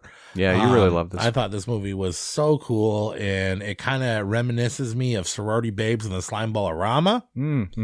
With the fun that it was trying to have, with the monsters, with the horror, with the satanic cults. And like I said, you got Brad Dourif in it. On a year, he was pretty fucking busy, obviously. Because he also did Seed of Chucky, you know what I mean? Yeah. Well, so, Bruce Campbell, it's like there's nods to Bruce Campbell. There's a rapist mannequin. There's a tongue sex scene. There's all the things to talk about that you'd love to talk about. And I think this is an overlooked gem that everybody should watch immediately. It's on Crackle. It's on Tubi. It's on Prime. Yep. Yeah, easily accessible. Yeah, and I really wanted to like this movie because the director of this one was, because you had it so high, but also Rolf Kanifsky, who did a movie that we loved and have championed on this film, There's Nothing Out There. Yes. That we really enjoyed that one. So I was kind of excited going into this one. This is a very cheesy B movie horror though, so you got to know that it's not trying to be anything more than that. So don't go in expecting a big horror, or big budget horror or anything like that. That's not what this movie is. It's going to be fun. It's going to be lighter in its humor. It's got some good gore. I'll give it that, and it's got some fun stuff to it. The thing is do you ever just watch a movie that the whole setting, the whole feel of it just puts you off? And that's what this one did for me, is I just could not get past it. I don't know. I maybe need to watch it again, because of what I will be fair on is this one did not hit for me. But what I will say is that there's a lot of people out there that actually enjoy the B movie cheesiness of this. And you being one of them, but I just mean there's a lot of people out there too. That's a consensus. So I think I'm in the minority on this one. But it was just so, and you mentioned it, 2004 for me, where I just couldn't get past that ugly 2004 B movie vibe that I got reality from it. TV camera. It definitely felt like that. That's a perfect way to say that. What's the worst part of Troma's War? The worst part? The worst part about Troma's War. I don't know. The awful camera work. Guess who did the camera work? This? Okay, which makes sense. Ralph. Well, and yeah, but I mean, the writer and director. There's nothing out there, right? We like that, and that's the same kind of B movie cheese that you get there too with that film as you get in this with the Hazing. But yeah, it just that whole 2004 aesthetic really just put me off, and I did not connect with it at all. But, I'm looking at it on IMDb right now with what you're saying. You're not wrong. And a lot of other people are just like, it doesn't have a bad score. For being a cheesy B movie, this has got a good score. And there's a lot of love out there for this. And a lot of people are saying the exact same thing that you were saying. B movie gem. Yeah. Hidden gem. And so, look, we ranked it. You guys should definitely check it out. I mean, maybe, I got to watch it again. I got to get over myself on that whole stupid aesthetic of the movie that just kind of put me off of it. Because I just, I couldn't pay attention to it. I just was not doing it. And maybe just watch too many horror movies at night or something like that, I'm too into the Easter mood. Oh, yeah, because I'm not committed and I'm just all about Jesus and or whatever. I don't know. We'll turn his attitude around. We'll get him back. He on has that horror risen, train. and once he rises low, we're gonna resurrect me into a horror fan again. But look, it's our number 8 tonight. Yeah, right. So I mean, people should just check it out just for that. It is a B movie gem, according to Corey, and it looks like a lot of people have a lot of fun with it. Nate will watch it next time and be ranting and raving about it next time. This is my laser blast. Yeah, I'm back because you like laser blast now, right? I do. Yeah. Yeah, because I actually watched the movie, not the MS. Those riff tracks ones are the riff track. Good. Yeah. It was rough. Okay, moving on from the Hazing at number 8, and we're going to take it to, as I was just shitting on American remakes of Asian horror films, we're going to go with The Grudge from 2004. I'm sorry. Sarah Michelle Gellar. What a hottie. You think so? I do. No. This is in her Buffy days. This is, I don't know what it is about her. She never... I mean, I know what you did last summer. It was all right. Yeah.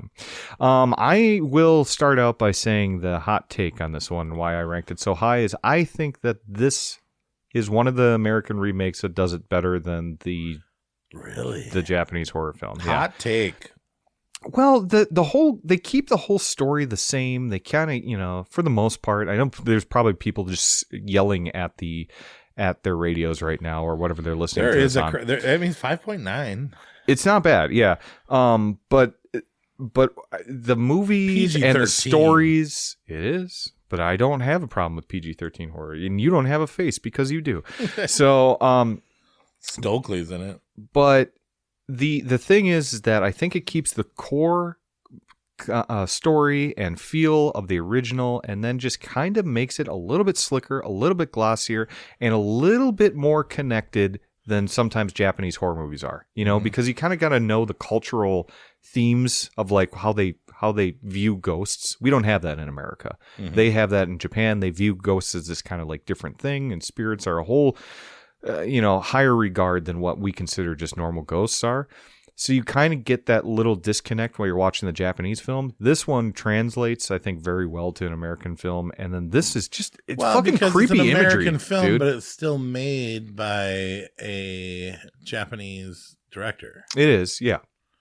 So it's kind of like a hybrid. It's more than an American. And he was the one remake. that did the Ju-on original. So for him coming to America to kind of make that movie, I think that's why it keeps that core spirit, no pun intended, of the original film, but makes it glossy, kind of connects with the audience more. I really think that it's a better version of it. There is some creepy fucking stuff in there, though. When the elevator scene, I thought was kind of corny. Where it ends in the bedroom? Well, no, when she's going down. Oh, when you see Sure. Indifferent. First of all, I'm a huge champion of like creepy sounds in horror films, and that thing gets to me. It really gets to me. There is some imagery, but I don't know, and I didn't watch this in full. I will say I didn't rewatch this in full, but I watched scenes, tons of all the main basic scenes in this film, because this one's hard to find too, honestly. Yeah. It's streaming on Stars right now, but I mean, like, who has Stars? I don't right now. I've done it before, but yeah. And I do remember this film when it came out, and I remember it being, the ghosts look cool, But like I said, also just another trope. 2004 used a lot of reusable tropes and things that I feel like I've seen before. But maybe they did it first and then I saw them after. I don't know. I think there's a lot of that too. Like we struggle with nowadays. Like you mentioned the picture thing. I don't remember too much of that before this, but like now, I mean, we were just talking about Insidious. Well, one was Insidious 2016. I don't know, probably around that time. 14, right? I don't know, something like that. But like every movie since, and then they made Shudder, and then they made The Eye, and then they made Pulse, which is, you know, and all the remakes don't help things either, you know. And it just gets lost in the draft. And this has a good cast. I mean, it has Ted Raimi, right? Pullman, Bill Pullman, Stokely from The Faculty's in this. You know, I mean, I get it, but yeah, it just it was made for teenagers, man, wasn't it? I mean, I saw it as a teenager and it creeped me out. Yeah. But it's creeped me out since. Like, this is one of those films where if you actually watch it with the lights off, I guarantee you that noise at the very least is going to get to you a little bit. It's going to have you looking over your shoulder. And the fact that I don't think it's cheating to watch the American remake when the guy that made the original comes to America, gets the big budget from the studios, and then remakes his movie and actually like fucking really works. And the acting in it, you know, Sarah Michelle Gellar, not known for being a great actress, not a bad one, but just not a great one. She's no Sydney Sweeney right now, right? But she was as big as Sydney Sweeney back then, probably. But like Sydney Sweeney's a better actress than she ever was. But she does great in this movie, and I think that this is among some of the better Asian horror remakes out there. Yeah, I just get lost in all the Ring and the Ringus and it does. Yeah, they all kind of blend into one, and it's really tough. But I think that this is among some of the best of them. The sequels that come out. Yeah, no, you could just probably stop at this movie. You don't need to go any farther. Yeah, we tried to watch that other one from the newest one. Yeah, that's real bad.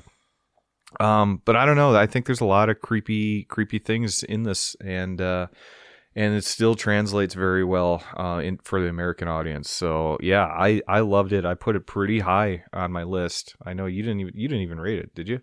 No, on yours, yeah. So I mean. Yeah, now you can tell with it being our number 7 how high that was on my list.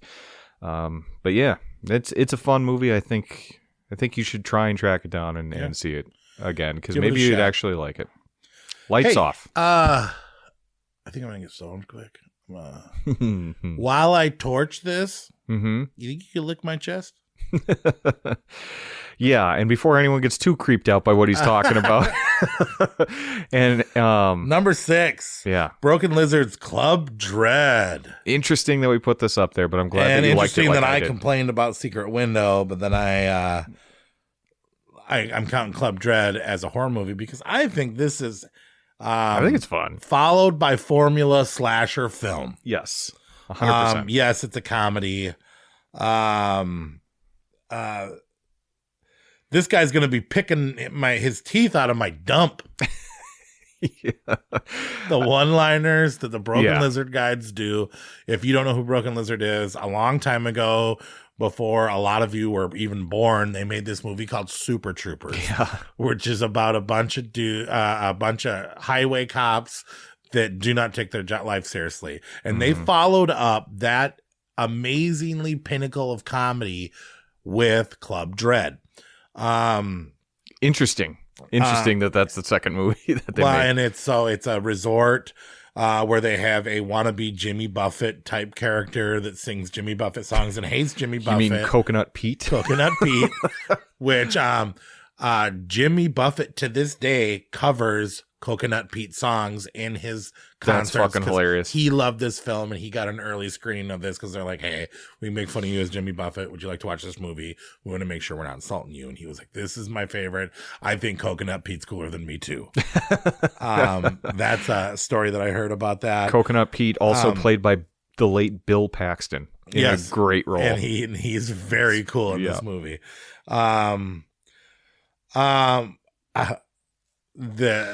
It was probably just the wind.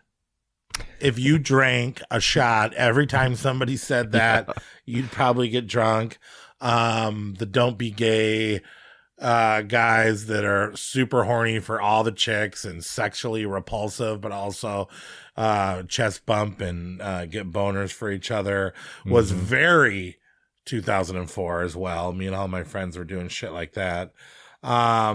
We got a fun police character. We got a Rastafarian character. They play real life maze Pac-Man. I want to go to this resort. I want to drink these drinks. I want to smoke weed with these people. Yeah. I would go to this resort even though I don't even like the sun or hot weather or water. This feels like they probably had a fucking blast making this movie. Yeah, oh yeah. Well, I think Broken Lizard has a blast every time they do anything. Nobody ever expects the fun police. The end death scene. I don't, whatever. It's a comedy, but there's some boat scenes. The reveal of the killer is hilarious. You'll never guess it. They got me, they tricked me, and I am keen on guessing who the killer is, especially when it comes to not horror films. Yeah. I don't know, the Mexican machete outfit before he reveals when he's the dickless monster out in the tropical woods. Right. They do some campfire stories. The tranny from It's Always Sunny in Philadelphia, Brittany Daniel, does a really good job in this. There's some great comedy. I don't know. You ever want to see a guy dressed up as a pineapple get sliced up by a machete? It looked cool. It was a lot of fun. Yeah. It's borderline annoying at times just because it's so 2004, and we're going to say that so many fucking times. Yeah, but it's like cheesy. But people purpose, forget about this. And Broken Lizard, this isn't even in most people's highest ranking. This is my maybe favorite Broken Lizard film, maybe even as good or better than Super Troopers, just because I like the horror element of it. Yeah, but geez, there's great gore. There really is. I mean, if they would have not casted all of their buddies as the people in this movie as all the males, and they would have got some big name actors in here, I think this movie would have been regarded as one of the greatest horror comedies ever. Wow. Okay. That's bold, but it is super fun. I always thought these guys are funny. I mean, like, yeah, I like Super Troopers, but like Beer Fest fucking makes me laugh. Yeah. It makes me fucking just giggle. And I know it's kind of broken stupid. up and started doing their own things. Yeah. At this point, they're all half of them are on one TV show and half of them are on another TV show. But we are like such huge slasher fans, not just horror fans, but we are such big slasher fans. And for the slasher fan to come and watch this film and whatnot, it's so fun. And you get so many things that they're doing. Obviously, those guys were slasher fans too, because all the shit that they work into this film is just a treat for people that love slasher movies. There is some good gore, like you said. That's why I think that we're ranking it too, is that it doesn't pull the punches from the horror, but it is definitely a comedy first. Yeah. But what is it for genres? It's parody, satire, slasher horror, comedy, horror, mystery, thriller. Yeah. And so slasher horror would be number 3 in the IMDb ranking, is what you're saying? Yeah. But this one is, if you love slasher films and stuff, you got to check this one out. Out of all the, Jay Chandrasekhar, Chandras, the guy who plays the Rastafarian, and this is his directorial debut. This was his thing that he really wanted to do. He was a huge horror fan, and they kind of backed him and helped him out with this. But we have a DJ with a severed head spinning on a DJ. We got so many rich characters that you recognize, and their story. A lot of good humor, a lot of stupid humor, but a lot of good humor too in this one. Yeah, it's I don't know. This movie is really fun, and you hit the nail right on the head. I don't think a lot of people remember that Club Dread even exists. Right. You know, well, because Super Troopers was so huge, then Club Dread happened, and then these guys went on to further their career, and but it's a lot of fun, I think, for the horror slasher fans out there too. If you like those movies, you're gonna love this one. You should definitely check it out. there's not a lot to really unpack about this movie. It just parodies slasher films. So it's a good time. It is. It's a good time. And hey, if you want to get a little high and watch this movie too, and lick some nips, then yeah, by all means, it's a fun time. Okay, so that is Club Dread at number 6 tonight, and then number 5 is going back to the Ginger Snaps franchise with Ginger Snaps 2. Unleashed. UFC. Sponsored. That is what it's called. Yeah, Ginger Snap 2 Unleashed. Picking up pretty much after the storyline of the first Ginger Snaps film. Kind of interesting. How do you make a movie without Ginger? Well, they find a way to do it. Ginger died. She did. But the sister lives on, and she and Bridget, a.k.a. Emily Perkins, the actress that plays her, really focuses her storyline. She goes into a rehab center. Where she meets She-Hulk. She-Hulk? Did you realize that little girl? I didn't watch She-Hulk. Oh, really? Yeah. Well, the girl with the white hair. Ghost? Yeah, Ghost is She-Hulk. No shit. No, I did not know that. Yeah, so basically, Bridget is now a werewolf after the attack from the first film, and she's trying to find a cure for her condition, and she's been working on that, but then she gets admitted into a rehab clinic.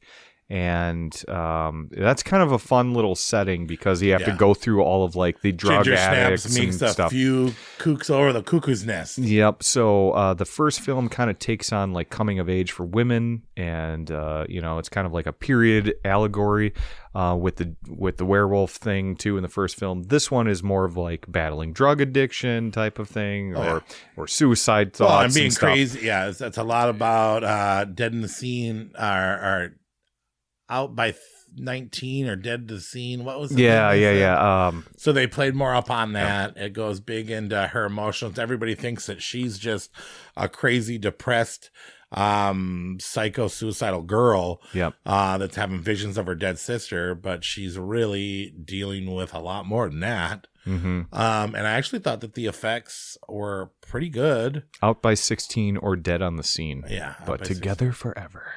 Right. Yeah. And then they played in on that too. And I actually thought Ghost was a really cool character. Interesting twist too with the character. She's not just like an annoying child actor, which I really thought that she was going to be when this movie takes place, because she is kind of annoying at the beginning, just following everyone around and but no, this movie takes a very interesting direction with what you would do with a sequel. It's not just one person trying to figure out how to battle their werewolf addiction or affliction. There's some interesting turns. There's some interesting progression of the storyline, and then where you end up by the end of the film. It's kind of an interesting way that they've made this sequel and pulled it off. And Catherine Isabel, you're right, she does die in the first film. Spoiler alert, but yeah, she does die, but she comes back in visions. She's got enough cameos to make her a part of the film and still part of the franchise. And Emily Perkins having to step up out of and be a bigger part than Ginger, and to try to outact Catherine Isabel. Yep. I actually think she does better in the second film than she does in the first film. I agree with you. And she stepped up to the mantle and did really great. Yep. And there's a lot of werewolf in there. Like I said, great scene, great setting. And I thought Ghost was a really cool fleshed out character who went on to, girl found new sisterhood through her. And, I love werewolves. Yeah. Again, this is a solid werewolf trilogy. Corey doesn't like the third one, but I do. The comic book aspect too was also something that I really liked. Yeah. Where I like to draw doodles, and I like werewolves in the pictures and the way that she dealt with her problems by drawing out her things. I love that too. No, this is the first Ginger Snaps is such a quality werewolf film that a lot of people need to go see. But like they retain the quality in this one too. Yeah. It's not just a basic story. Like you get more world building. You get a lot in the sequel, and it maintains the quality of the first film. Might have been a good idea to just make this one this year and maybe wait.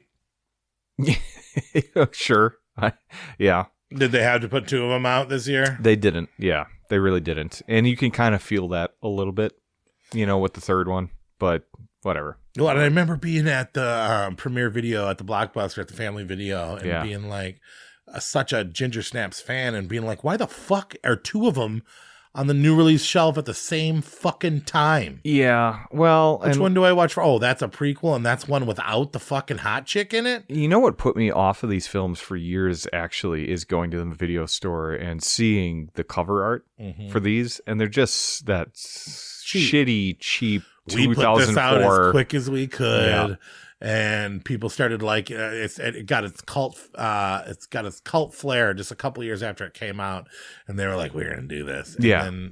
But they were lazy and they were fast with it. But this one is underrated. Ginger Snaps 2 is decent. Yeah, and like Hence I said, being our number 5 of 2004. Yeah, which is a pretty big deal for like a lower budget sequel.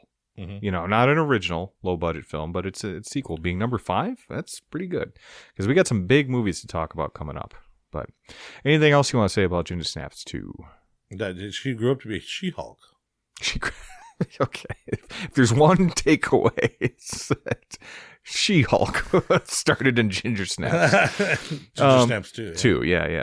So, all right. So that's Ginger Snap 2 at number 5. And then we move on to our number 4 pick tonight. Before we get into that, yeah, you got to get some chips. Wavy Funyuns onion-flavored potato chips. So that's interesting. You're telling me that a Funyun is in a potato chip format? Yeah, so it's a wavy potato chip so you can dip French onion or ranch. But or it tastes like a Funyun? But it actually, here, try one. Oh, I would love to. Everybody knows Funyuns is one of my favorite chips, but they get stuck in your teeth so badly. But it's not a Funyun. It just tastes like one. What a twist. Which brings us to our number 4 tonight. The Twisty. It's a good chip, though. It is very good. A lot of flavor. M. Night Shyamalan's The Village. The Village. This, I will always remember. I remember going on a date, seeing this in the theater, and in the first fucking 10 minutes guessing the twist. But still, You guessed this? Oh, God. Oh, really? Oh, God. Well, and they give it away when they say, what does she fucking say? The lady says something about, You talk about Sigourney Weaver? no, I'm talking about some other chick said something, but rewatching it, I'm like, oh, okay, I can't believe I didn't catch it there. I didn't catch it there. But I did say, I did not see it coming. I bet you, I looked over at her and I said, I bet you that they're just in like a reserve and the world is normal on the outside. And sure enough, I was fucking right. Bryce Dallas Howard's first film. Yep. Daughter of Ron Howard. Ron Howard, Clint Howard's brother. Yeah, I thought best known for being Clint Howard's brother, not for being a famous director. You know, made Apollo in the 13, horror shit world, like we that. care more about Clint. That's true. I'll give you that. Yeah. Bryce Dallas Howard, you know, from the hot older chick in Jurassic World. Yep. But I loved her in this film. I loved her character. She's great. She's blind. Joaquin Phoenix, a very, very young Joaquin Phoenix, who plays an interesting character, maybe one of the coolest Joaquin Phoenix characters, because he plays a lot of big roles, crazy, out there. He's very subdued in this one. But this is like teen Joaquin, in love with a blind girl. We got a mentally handicapped Adrian Brody, who is also in love with a blind girl. I remember him being in this movie, but when I rewatched it, I did not remember that he was cognitively disabled. I'm like, wait, what? Is he like this whole movie? Is he right? We got Sigourney Weaver as Joaquin Phoenix's mother. Yep. William Hurt. Yeah, there's a lot of really Brendan big names. Gleeson, you know, the redheaded bearded guy from Braveheart, you know, and among other things. There's a lot of famous people in this. Well, and then these people Judy Greer weren't that famous when they made this movie. This was actually the fucking Jesse Eisenberg, Michael Pitt, Funny Fran Games, Kranz. Michael Pitt, dude. Michael Mm-hmm. Pitt was so cool in this. He played that little part where he was brave for a second, but then he wussed out and let the blind girl go off into the monsters. Yep.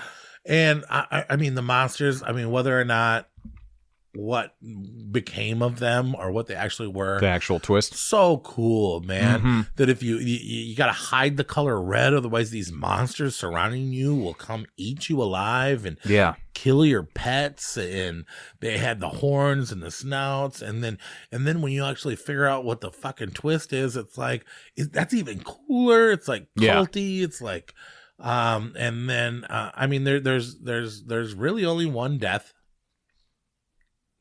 The pit? Yeah. Yeah, I suppose. Isn't that the only death? I feel like there's another one that I'm missing, but I don't know. Maybe not. That animal ripped up at the beginning. Yeah. But yeah, it is just what you think it is. There's this little village of these people. You think it's old times. Yeah, like Salem times, Salem, Massachusetts times. But they keep on saying, and then the way they talk, something seems off, and you know it's M. Night Shyamalan, and this is him coming right off of Signs and Sixth Sense, and then it was Village, right? I think Unbreakable was before this one. Okay, so it was Sixth Sense, Signs, Unbreakable, and then The Village. And you're looking for this big fucking twist, and I don't know, man. This is one of my top 3 M. Night Shyamalan movies. I love this movie. I love the score. I love the feel. I love the main character who you don't even know is the main character till halfway through. Because they kind of play that bait switch with Joaquin and Bryce Dallas Howard and the iconic yellow robe. Yeah. Against the red monster robe. It's one thing. And when I first said Village is going to be up there on this one, you said that's not even a horror movie. Why did you say that? Well, I mean, you agree with me that it is, right? I mean, I wanted. Yeah, I don't know. It's kind of tough knowing the whole story now. It's like, is it a horror movie? But rewatching it for the podcast, I'm like, no, there's some really like tense scenes with these, monsters or whatever you want to call them. There's some really tense scenes in that. I think the whole it does have that kind of like old witch vibe, the Robert Eggers style, it's got that vibe. And that's another thing, by the way, watching it this time around, I forgot how fucking good this movie looked. So good. Yeah, it looks great. Like that, I was just watching that scene where he's kind of standing on that stump, which is a very tense scene too. Standing on that stump in the dark, and I'm like, this movie just looks fucking great. Yeah. It really does. It almost has a Halloween vibe in a world where Halloween doesn't exist. Yep, exactly. And I wish instead of the Renaissance Fair, I want to go visit the Village. Yeah, sure. That's like a haunted Renaissance thing. Yeah, you'd be an outsider though. Funny thing, Bryce Dallas Howard was a last minute pick for that role. It was originally wrote for Kirsten Dunst. Oh, I think she would have pulled it off. I mean, she pulls everything off, right? Yeah, yeah. I like Kirsten Dunst. Except for her clothes. There's a couple movies out there. Oh yeah, yeah. And then Ashton Kutcher was supposed to be Adrian Brody's character. Really? Wouldn't that have been something? I think that might have ruined it, though. I think so, too. Yeah. Yeah, that would have been weird. Ashton Kutcher agreed to it, and then scheduling conflicts, and then... Oh, yeah? He was too busy with Punk'd?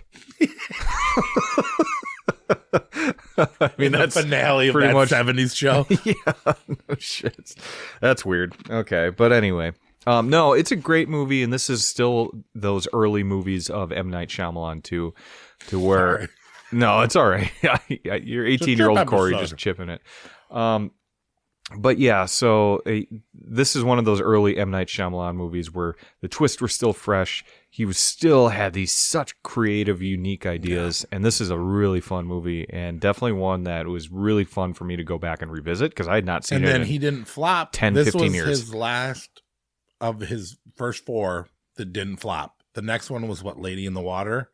Yeah. And then that was when... I'm looking it up right now. So he did, so he did The Sixth Sense, Unbreakable, Signs, then The Village, and then, yes, Lady in the Water. And that's where it all starts to go downhill for him, I think.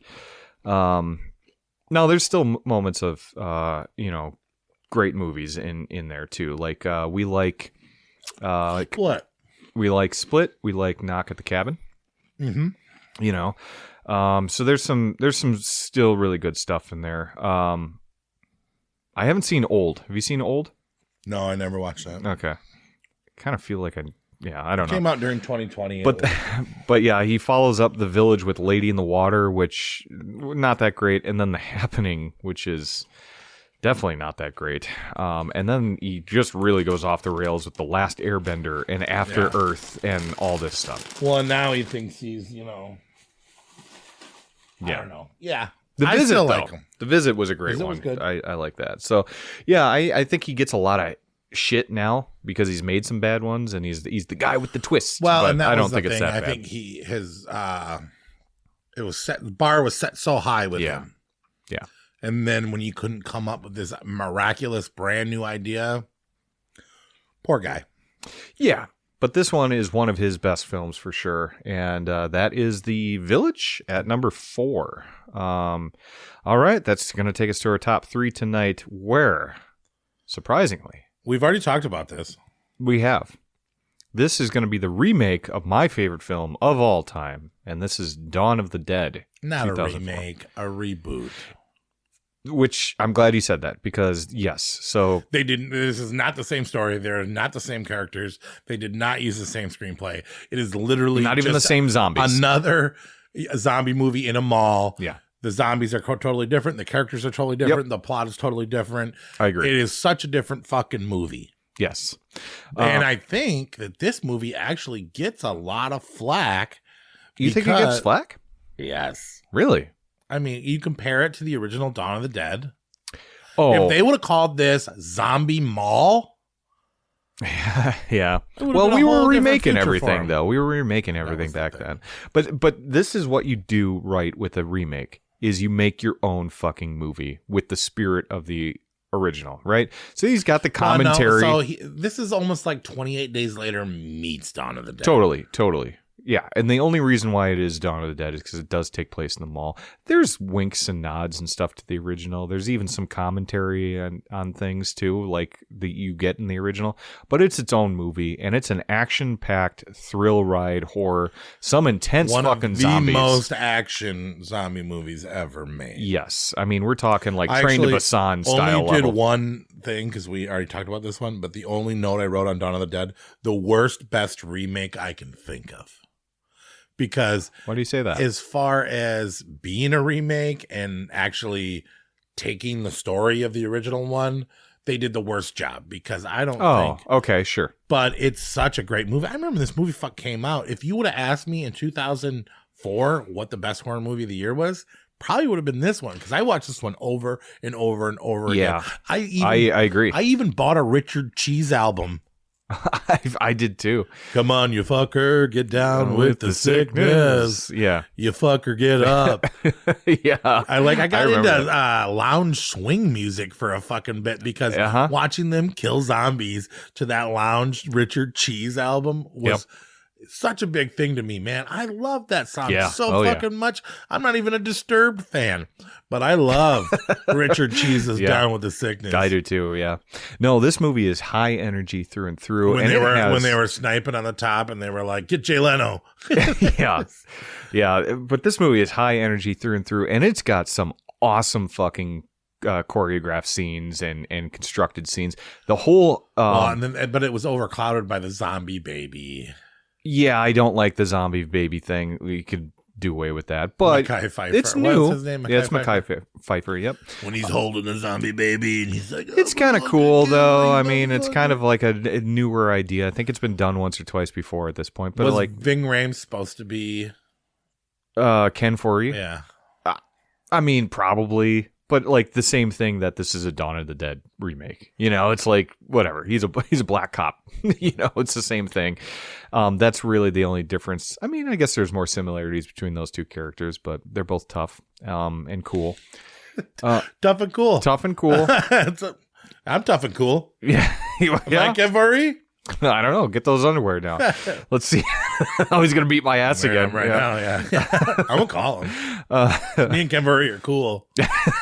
No. But the opening zombie thing. Oh yeah. Where the entire so fucking good. Well, the driving and the some people asking for help and then hitting some people. You really feel like the entire world is going to fucking hell. The opening apocalypse of zombie apocalypse is so super well cool. done. The inventiveness that they get when, like, later on in the film when they're actually traveling out of the mall. Yeah. And some of the fucking action scenes you get in that are and just you get so that cool. bus that With the chainsaw sighting and some of the ways that they, like when they blow up the propane tank he with the... puts the thing so on and fucking he's good. got the little chainsaw slide, but then obviously it's a bus, it shakes, and then he chops everybody else in half in the fuck. That was so obvious. How did I not see that coming? What the fuck were you thinking? Yeah, I know. Yeah, pull over, stop, then use it, but yeah, chainsaws are never a good idea. But this is such a fucking high adrenaline, and then the like boat, edge of your seat movie. and it really the is. end with the boat when you're like, is this gonna work? And then the end credits are just beautiful. Yeah. And then you're like, what is going to happen? Are they going to make it on the island? And they get to the island, and there's zombies all over the island. And there's so many tense scenes. The characters are so and then fucking the way good they in this die one are too. sad too. Yeah. Like when the guy gets bit, he's like, "Go on, Well, the dickhead cop too that you actually are ending up rooting for at the end and whatnot he has too. that good you know? arc. Yeah. He has once he loses his friends, Yeah. Right. Yeah. But still, I mean, you really start the connecting duality with these of people. man when they find their first security guard buddy, when he's like, "Told that fucker not to go down here." Yeah. Which he was probably right. He'd probably still be alive. Yeah, and it is crazy how he did turn into a cool character. Mm-hmm. I really liked him. I think he's one of my favorites. And CJ, then- right? Yeah, CJ. Yep. Yeah. He's in something else. He got He's in a some lot other of roles, things. but, Yeah. the gun guy across the way that talks to yeah. Bing Rames, Mhm. and when he becomes a zombie, and the girl's in there with her dog, and he puts up the sign and he just smears the blood. He's like, Yeah. I love that part. I do too. I do love that too. part too. They're shooting, zombie lookalikes. Yeah. It's such a fun game. Yeah. Like, I want to shoot somebody that looks like Burt Reynolds. A zombie, right? I'm not going to kill people, but maybe. But no, it's one of the best remakes, as in it's a reboot, and it, you could still enjoy the original, and you're not distracted. Still don't love fast zombies. I think they're intense. I don't know. I think, it is more of like a rage virus thing, though. I don't like to call them zombies. Zombies are 28 Days dead. Later. But yeah, they took a lot from 28 Days Later. Yes. 28 Days Later, this one, and then Land of the Dead would probably be the third film started this whole zombie craze that we're pretty much wrapping up now. Yeah. But I mean, they're still making the Walking Dead stuff you just talked about at the beginning of the episode. You're still watching Rick and Michonne, and those guys would not be here if it wasn't for that resurgence that happened around this time frame in 2004. Yeah, that's about when Walking Dead started, wasn't it? Shortly after, yeah, because those three movies, 28 Days Later, The Land of the Dead, and then this one. Yep. Yeah. Romero's Dawn of the Dead. Yep. All right, Dawn of the Dead at number 3. Tied. Actually, 1 and 2 were tied. They were. We were split. And we had to go into tiebreaker protocol for these next two. And if you looked up what movies came out this year, you know that there was a huge battle for these last two. Yep. But- Each one of these films deserves to be number 1, as far as I'm concerned. But I think you found a very diplomatic way in the ranking system to determine what's the official 1 and 2 on this one. So number 2, Saw. Mm-hmm. The meant to be direct to video, torture horror film that changed the face of horror for the rest of our lives. Yeah. Hostel and Saw were the early 2000s movies. Yep. And Saw gave it all they got with fucking 11 sequels in 20 years. Still going on. Still trying. Still doing it. Guy died in the fucking third movie. Third movie. Yep. And they keep on bringing him back. Saw is so great. I remember the first time I saw Saw. And the end. Yep. And the goosebumps. And the breath taken away. And the shock. And the We surprise. were all just... If you think fucking M. Night Shyamalan can do a fucking surprise at the end. no one saw this one coming. Nobody saw that Yeah. coming. And for it to wake up, for it to be so isolated, yes, there are some flaws, like the car chase scene is so cringe. But it's like low I budget, said, they didn't have money. They No. didn't think this was going to make a difference, and it did. Yeah, this is a little engine that could type of story. And you got Danny Glover in there, that's almost forgettable in the film. They I get do that forget one that he was A-list in there, actor, yeah. and you're like, oh yeah. I remember him in Lethal Weapon 10 years ago. Yeah. Tobin Bell, the birth of a fucking icon. Billy and Jigsaw are so known by everybody.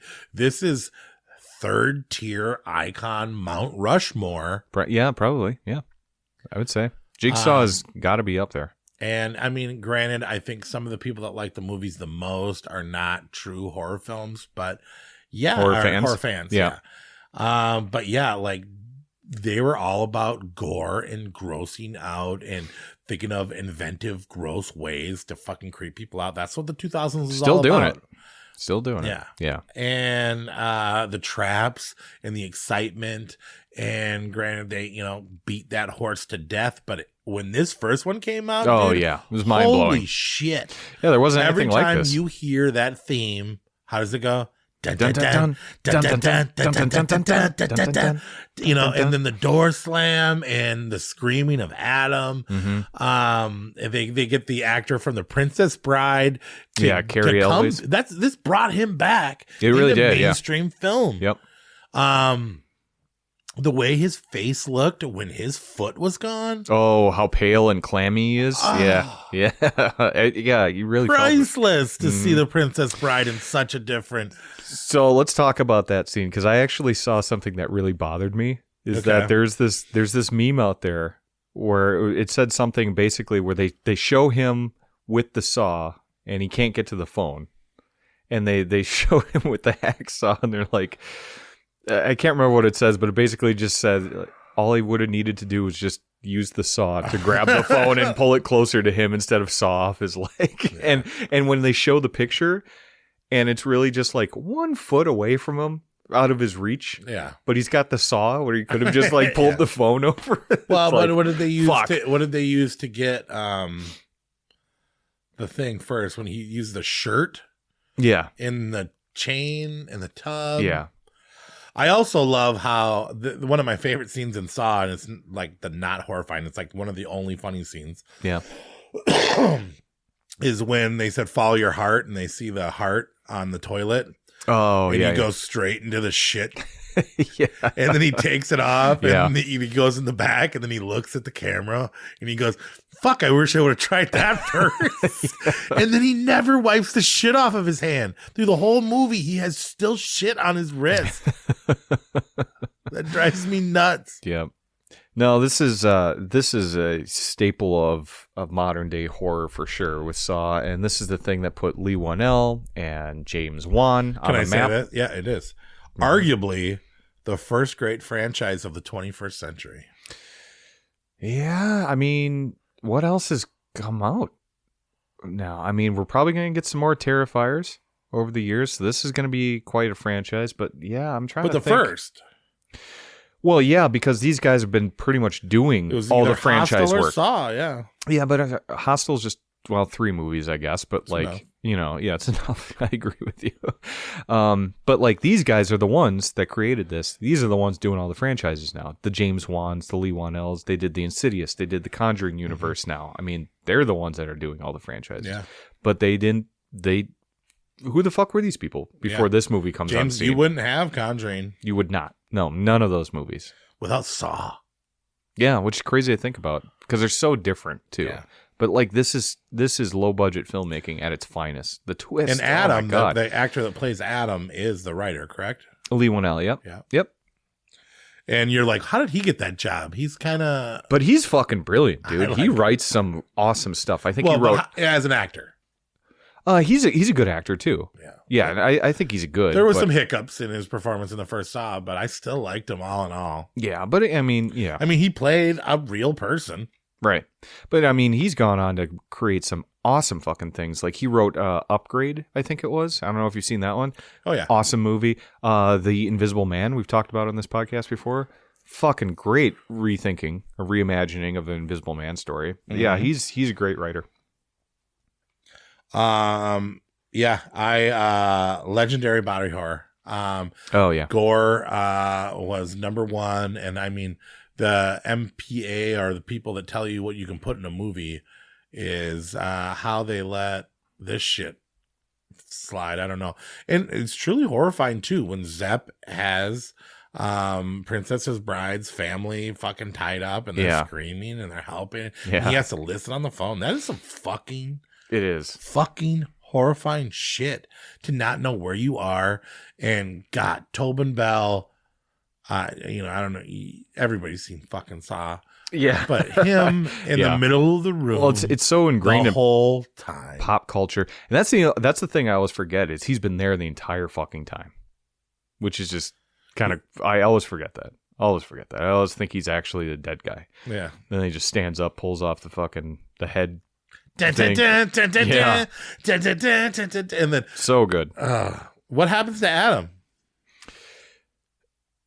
Don't know. I'm sure we'll find out in Saw 15 or whatever. when they start minuscule, they make a movie about 15 minutes in between one scene in the first fucking movie because they killed the main character too quick. You're gonna make 20 of these fucking movies. Don't kill the guy. The producers are like, Lee, Booby, we're not making that much money anymore. You got to come back to the franchise, buddy. We need you. But yeah. Yeah, so it's a great movie. Yeah, the big battle, it was Saw or... And I know there's probably Saw fatigue now for some people out there, but you have to go back. But if you go back and you block out all those shitty ones... Which I did, because I have Saw fatigue. 5 till 9. Yeah, pretty much. Were rough. Yeah. I saw most of them in the theater, too. And it's fun. They would always release one around Halloween, and it was one movie that you'd want to go see. Yeah, I get it. But yeah, the one that ended up beating it by tiebreaker, number 1, Nate. Yep, and we just talked about the remake of that, but the homage, the movie, parody. Let's get some red on us. You call it an homage or a parody? I think it's homage. I don't think it's a parody. Well, I think it's a parody of Night of the Living Dead. Okay, yeah, sure. Of that, it's Shaun of the Dead from 2004, the horror comedy. Shaun of the Dead, yeah. Yeah. So what came out first, Shaun of the Dead or Dawn of the Dead remake? Ooh, that's a good question. But I could see why you'd say it's a parody, but it's interesting that you said Night of the Living Dead because yes, this does not take place. The story in a mall. is parody Night of the Living Dead. Yes, but they use 100%. the name of Dawn of the Dead. Well, it's a fun little play on it, but yeah, that's a good point. So the release date for this one was September 24th, 2004. And I think Dawn of the Dead came out wasn't 5 months summer before. Movie? Yeah, I was gonna say that was a summer movie. Dawn of the Dead, I think, came out first, and then Shaun of the Dead came out and fucking cock blocked. Yeah, but that was so good. March 19th. Yep. So Dawn of the Dead was first. But Shaun of the Dead is one of the best horror comedies of all time, in my opinion. I love this film, and it's not because that it's paying homage to some of my favorite movies, which is Night and Dawn of the Dead. But it pays homage. It parodies it. It has a lot of fun. It's very funny. It's with charming guys and Nick Frost and Simon Pegg. Charming. I think they're super charming. I think they're super fun. Those fucking they're slackers. Fun and funny guys. And Edgar Wright, who is now a famous filmmaker doing huge big budget movies, they go and make this fun movie. But it's also got enough horror and enough good story in there for it to be a standalone. You're telling me that there's one moment you were scared in this movie? No, never. I don't know if I've ever been scared in a zombie movie with slow zombies. Really? Yeah, I don't think so. Night of the Living Dead did not scare you? It's intense. I get tense, and there's an intense film or spot in this movie where the window scene where the guy gets pulled out the window. I'm like, oh fuck. Yeah, I thought that was scary. Well, I guess that could scare I think it's someone. intense. I think it's intense. Yeah. But no, I love a good zombie trapped outbreak. In the basement of the bar, perhaps too, and they're doom coming. I can see that being. Yeah, but there's enough stuff to make this a horror film. It's not just a comedy. Like there's enough gore. There's enough tense scenes. I mean, I don't think there's anybody saying it's not a horror movie, but I think this is. You know what I mean, though. Like it doesn't skimp on the horror. Is it much less of a comedy than Club Dread? No, I think the comedy is a little bit more tongue in cheek in this one, Well, whereas because Club it's not Dread is like it's American comedy. Club Dread is American comedy. Yeah, I think the humor's a little bit more subtle in this. Just like Mr. Bean. Well, yeah, I guess if Mr. Bean meets. I mean, Night of the Simon. Living Dead. Yeah, Shaun is kind of a bumbling idiot in this one too, just like Mr. Bean is. But I love Mr. Bean as well. But no, it's really like the friendship between Nick Frost and Simon Pegg in this movie just really comes through. I think it's really fun how they handle the start of the zombie invasion. One of the biggest things I took away from this film is the way that they use the cell phones and the way that people are living before this. That Yes. Ed and Shaun didn't even realize the zombie apocalypse was happening. Yeah. Because they were on their phones and they were so self-absorbed, and everyone else at the beginning in the grocery store, they're all standing there like zombies. Yeah. And when they become zombies, their lives aren't that much different. No. And there was that whole thing where they were satiring the way we live as zombies and also parodying the Edgar zombie Wright, films of the past. Simon Pegg, huge George Romero fans, and they put just as much commentary as George Romero does in this one, just in a more comedic way. Yeah, it's a really smart movie. It does have some scenes that kind of hit you, like when the mom dies and stuff like that. You do feel actually bad, like you engage with these characters. It's not just a comedy. You actually get some like heartbreaking scenes and whatnot, but you also get some very funny fucking stuff, like the whole backyard scene. You know what part I hated? What's that? Remember when they're like, they all get together and they're heading to the Winchester and they bump into their doppelgangers, Shaun's ex, and then they all just kind of say hi and leave. Oh, that was yeah, too like that, yeah. British horror or British comedy for me. Sure. And like, I can't even focus on the film for like 15 minutes because I was like, fuck, I wish they wouldn't did that. And there's really no point for it either, really. But it takes me out of the movie, but that's honestly maybe one of the only complaints I have about the film, where I was like, fuck, I hate that movie. Winchester, what a dope idea. Mm-hmm. Obviously, that's what everybody would do. But here's the thing. I think that Shaun's not the only one that would have thought of that. And that place would have been already inhabited by somebody drinking all that alcohol. But speaking of the Winchester, one of my favorite scenes is the Queen song. Don't Stop Me Now. Beat that zombie. Well, not to death because it takes them forever to do it, but on beat with the music, and then made that song popular again. That was like it really did. Yeah. Queen song. I always think about that. If that song comes on, I want to hit somebody with a stick. But yeah, I do like how Ed and Shaun are me and my best friend at the time. You know what I mean? It could be me and you. It could be me and Paul. Those are they're real. Yeah. The real characters, and they did not want to let him play Ed. His buddy play Ed. They were pitching all kinds of people to play him, but he said, I'm not doing this fucking film unless you get my buddy in there. And I feel like that was a good job because he is so perfectly in this character. And then he went on to kind of be a movie star because of this. Nick Frost, you mean? Nick Frost, yeah. Okay. But yeah, the movie's about what would happen if zombies happen to us, if slow zombies were around us. The record scene is a classic scene where they're looking through the records, but they have enough time to decide which ones are worth breaking and which ones are not. And they that's super fun. And too. then she is probably my favorite zombie, Nick Frost, saying, she's a little bit drunk. She's coming for you. It was a little kiss, maybe. She's really drunk. I always think of the when she falls on the umbrella mount, pretty much, and it goes right through her back and through her front.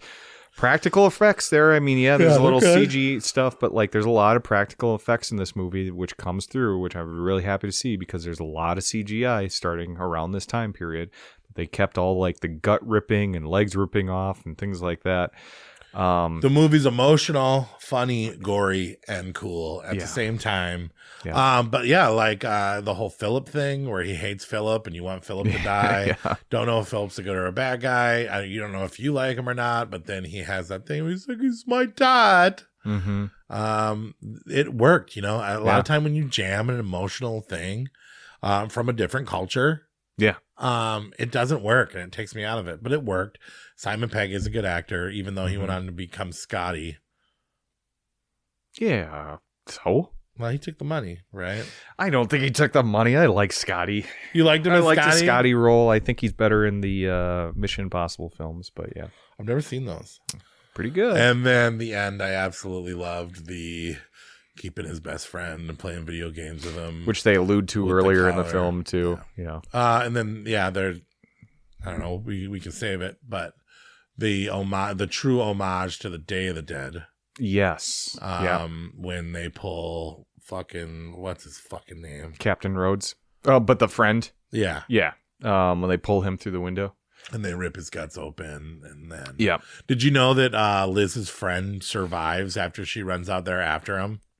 No. They made a comic book run about her story after she left the Winchester. Oh, really? And she becomes this great warrior and actually survives. Lucy Davis. That one? Yeah. Yeah, and David's the one that gets ripped apart. But Diane, I don't know if you ever watched the Office, the English version, but she was the Pam Beesly one. Yeah. Yeah. So, this is a great movie. I've loved this one, and the fact that I'm such a huge Romero fan, and it pays such good homage and respect to Night, Dawn, and Day of the Dead. I mean, yeah, it's really great. Really great. I suppose that's all that really existed. You know? Yeah. Because George Romero loved these guys so much they put them in Land of the Dead as zombies. Yeah, just chained up. Yeah, so that was just the three. Well, it was Edgar and Simon. Romero It wasn't ones. Nick Frost, was it? Thought it was It was Edgar and Wright and Simon Pegg. Yeah. Because I don't know if Nick Frost helped write. Yeah. Create it. I don't know if he did, but anyway, this is a great one. Saw is great too. I'm glad they kind of both tied. And that's the thing where I wanted Saw to win. I picked Saw as number one. Nate Shaun picked of the Dead Shaun of was the Dead mine, number yep. one. So it was an even base tie, and we picked it on ratings. I incorporated Letterboxd, Internet Movie Database, and Rotten Tomatoes. Shaun of the Dead won, hands down everywhere. So we had to give it to that. I would have picked Saw because of the effect that Saw has had on horror culture. Great argument. And the fact that Shaun of the Dead is a parody / remake, whatever it is. Yeah. I think Saw came from nothing and became something amazing. Shaun of the Dead came from something amazing and kept it amazing. Yeah. Which they're both great films and they both could have been great. But yeah, my vote was Saw, but Shaun of the Dead win. It's not all about me. It's about everyone. Yeah. But yeah. Let us know what you think. If you think Saw should have won, you crazy Saw fans. Recap. Ginger Snaps 3, honorable mention. 3 Extremes, Dumplings. Check that one out. And Secret Windows are honorable mentions. Number 10, Creep. Number 9, Shutter. Number 8, The Hazing, a.k.a. Dead Silence. Number 7, The Grudge remake. Number 6, Club Dread. Number 5, Ginger Snaps 2, Unleashed. Number 4, The Village. Number 3, Dawn of the Dead remake. Number 2, Saw. Number 1, Shaun of the Dead. Mm-hmm. Not bad. No, graduating that's a fun year, list. class 04. We did it. We did it. We really did. All right. I suppose it's about that time to start giving them some awards out, huh?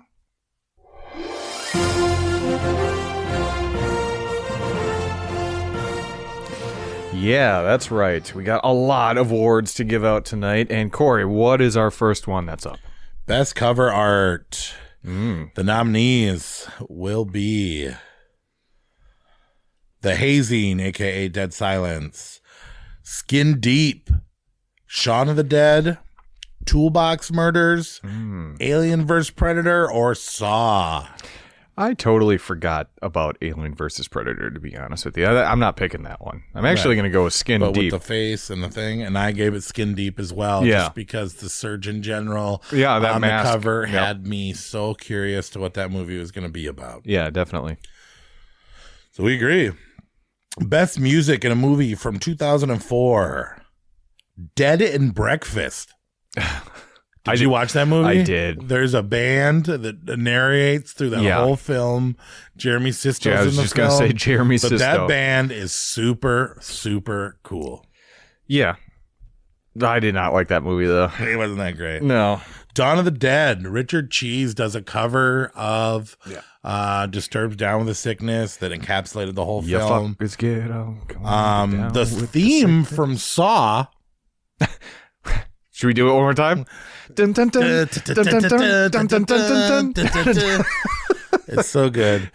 If anyone wants to know what it's like off mic, this just been us doing There this. was a B-side Queen song in Shaun of the Dead, which was very cool. Yeah. Club Dread had the singer, what's his name again?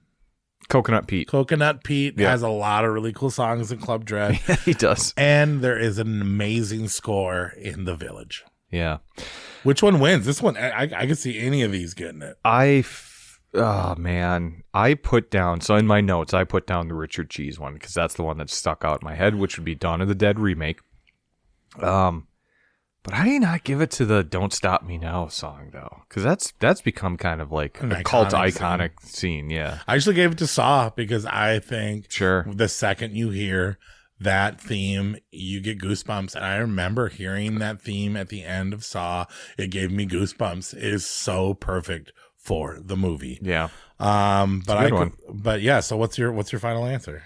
I'm just going to stick with what I wrote down, and I'm going to go with Richard Cheese's You Fucker, Get Up. Come on, get down with the sickness. But yeah, a lot of good music in this year though. Yeah, there is. Yeah. That was a tough one.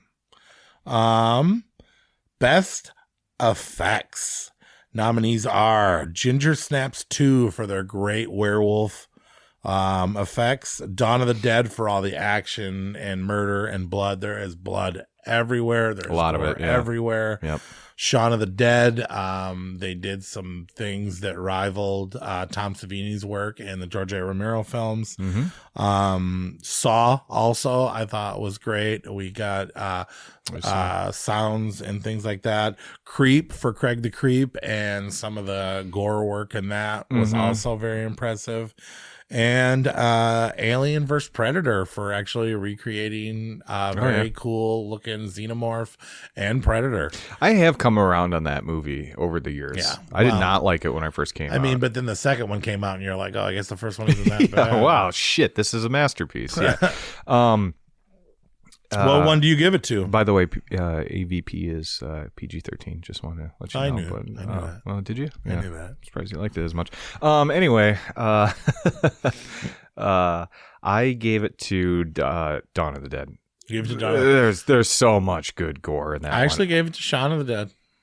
Well, yeah. I mean, there's some good stuff in that too. But that whole, like, just anything with the bus scene at the end where they're sawing through zombies, but then when the saw comes out and saws that girl right in half, and it's like, holy shit.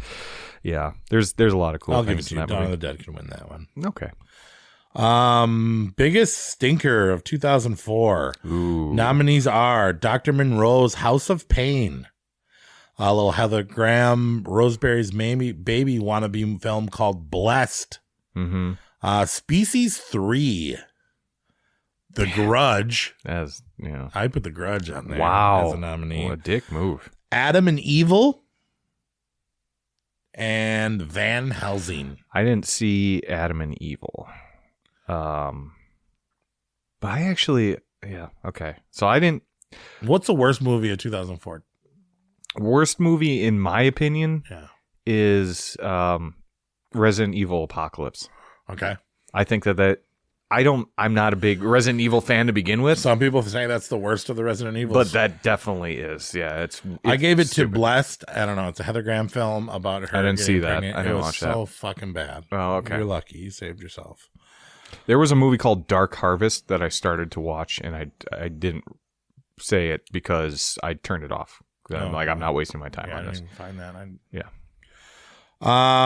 So yeah, I don't know either one. I guess Blessed or what one did you say? Resident Evil Apocalypse. Oh, yeah. I mean, it's not the worst movie on this list, but it was pretty fucking bad. Best Idea 2004. The nominees are Saw, Shaun of the Dead, Alien vs. Predator, The Village, or Dumplings. What was the category? Best Idea. Okay. Most like original idea. Like I thought Shaun of the Dead was a good idea because they were like, oh, let's make the parody of this. Yeah. I thought it was a pretty good idea. Alien vs. Predator, putting those two against each other. Pretty good idea. Saw having the whole traps and the cancer and the thing. The Village, obviously, with the twist and opening that up and doing everything. But I'm actually giving it to Dumplings. I'm going to give it to that too, because I start thinking about like AVP is based on a comic book, or, you know, like there's been other. At least Dumplings is an original idea. Yeah, 100%. Yeah. Yep. That's exactly where I'm going with it. Best Director of 2004, the nominees are James Wan for Saw, Edgar Wright for Shaun of the Dead, Zack Snyder for Dawn of the Dead, M. Night Shyamalan for The Village, Broken Lizard for Club Dread, Toby Hooper's Toolbox Murderers, or Don Mancini in Seed of Chucky. It's got to be James Wan for creating that.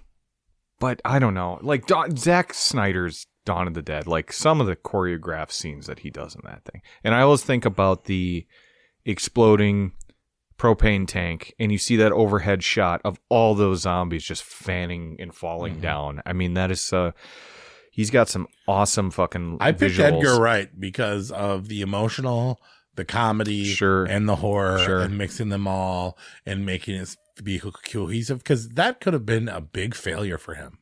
Yeah. You know what? I'm gonna stay true with it. Zack Snyder. Yeah. All right. Yeah. True to me. Best Male Actor. That was a tough one though. Like M. Night Shyamalan had it. Yeah, he directed that the fuck out of that film. Mm-hmm.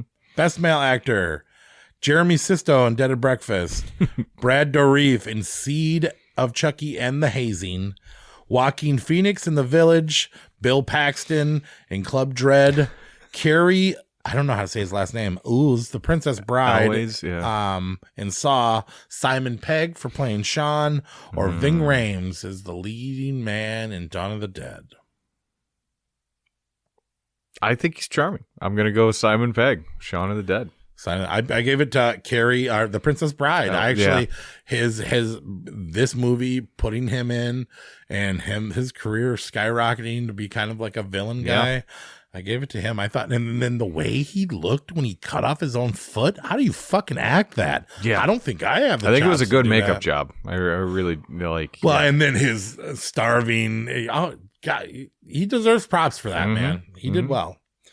Best Female Actor 2004 horror: Bryce Dallas Howard in The Village, Catherine Isabel or Emily Perkins and Ginger Snaps 2 and 3, Jennifer Tilly, Seed of Chucky, Sana Lathan in Alien vs. Predator, Brittany Daniel in Club Dread, Franca Ponentier, I think I'm saying that right? Yeah, I have no idea. Or the lady that played Miss Lee in Dumplings. Bai Ling? That one? Yeah.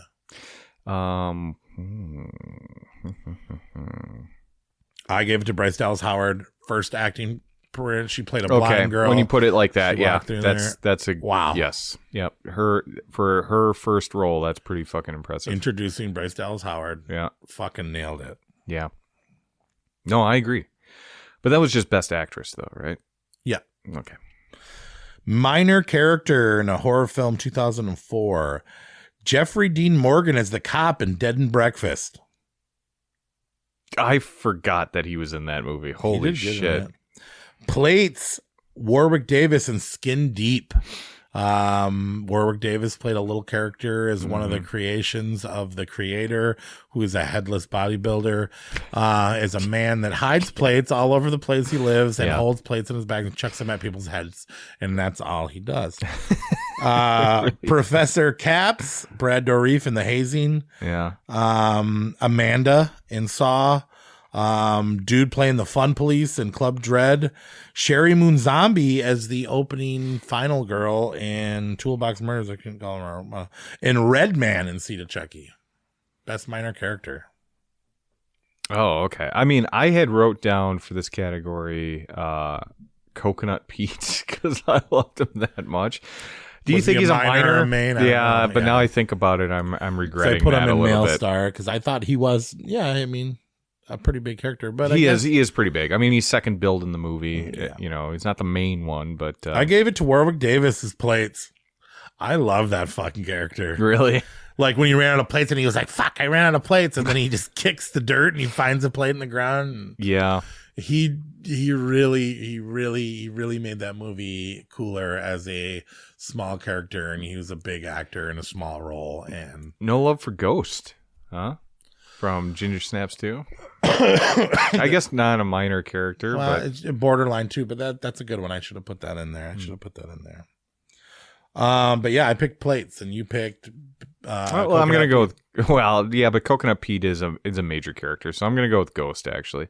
Yeah, good answer. Most hated character: Steve, Dawn of the Dead; David, Shaun of the Dead; Zepp, Saw; Philip, Shaun of the Dead; Adrian Brody in The Village; or Frankenstein and Dracula in Van Helsing. Van Helsing, probably that one. Yeah, that's what I picked. If you gotta fucking lay fucking eggs, worst Dracula ever. That dude I did not buy him his bond. And then that Frankenstein was a fucking travesty. How fucking bad was that? I liked the Dracula's Brides, but I did not believe for a second that they would sleep with that Dracula. No. God, that movie is such a major fucking disappointment. Oh my Van God. Helsing. Yeah. I remember seeing that in the theater. I saw that one in the theaters, and that was unfortunate. Anyway. All right. Best death: David, Shaun of the Dead. The Dawn of the Dead, our Day of the Dead homage rip apart. Mm-hmm. The Long Knife, Crotch and Pale and Creep. The Fun Police dying by the boat motor. The Brain and Skin Deep getting his brain bursted open to find play blocks inside.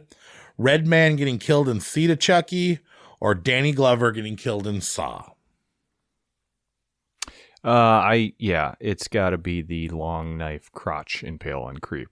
Really? I gave it to David with the it's a solid one. Homage kill. That was almost up from my most savage until I'll save it. But yeah, that was an intense one. You don't really see anything, but like the sounds and like the I don't know. The imagination ran wild with that creep scene when he's doing that. Yeah. The Monster or Villain Award of 2004 nominees are Dracula, Van Helsing, Alien, Predator, Craig Monster, Dracula's Brides, Machete Phil, Surgeon General, The Bad Color Monsters, and the Ginger Snaps 2 Werewolf. That's a pretty good monster, but I gave it to Surgeon General. Yeah, another skin He deep. keep coming back. He Yeah. had the really cool mask. I mean, granted, he was a little fit and he didn't. I don't know, but yeah, he's the one I liked the most. I mean, it's hard not to give to Alien or Predator. Yeah, but I mean, like, yeah, nah, screw that. I'm gonna go with Craig. The Craig Monster. Yeah. I think it's not like super monstery, but it is creepy. He's got this like a little feral rat personality, you know what I mean? And yeah. The most truly horror scene in a film from 2004. Yep. What are you giving it to? I am gonna go with dumplings. Okay. And the whole just using aborted fetuses for dumplings. I mean, yeah. I gave it was a toss up between Saw when he cut off his own foot and then walked out of the room to go get help, and the Long Knife Impale Crotch scene from Creep. Yep. All right. The most creepy moment in a movie from 2004. Most creepy, most scary. Like, you know, like the one that gave you chills down your spine. See, I didn't write one down for this one. Let me look at the list. What was yours? I gave it to The Village. and the monsters out in the thing when they were bordering the outside of the village, scared to go out in the woods. You could see the fear in the teenagers that they had really instilled something creepy, and the sounds of the cracking sticks. Yeah. Seemed to be the creepiest. For me. Honestly, looking at the list of all the movies, it's Shudder. That truly did get under my skin. Yeah. Most savage scene in a movie from 2004. I gave it to eating your own aborted baby. Yeah. Dumplings. I know we weren't going to ruin that, but. Yeah. It's that one for sure. To abort your own and slurp it up. And then, yeah, that's pretty intense. Yeah. All right. And then something new that I'm going to start doing. I'm going to start. Oh, sorry. Do you have any ones that we didn't get to tonight they actually really liked? Like, I know Skin Deep we didn't talk about tonight.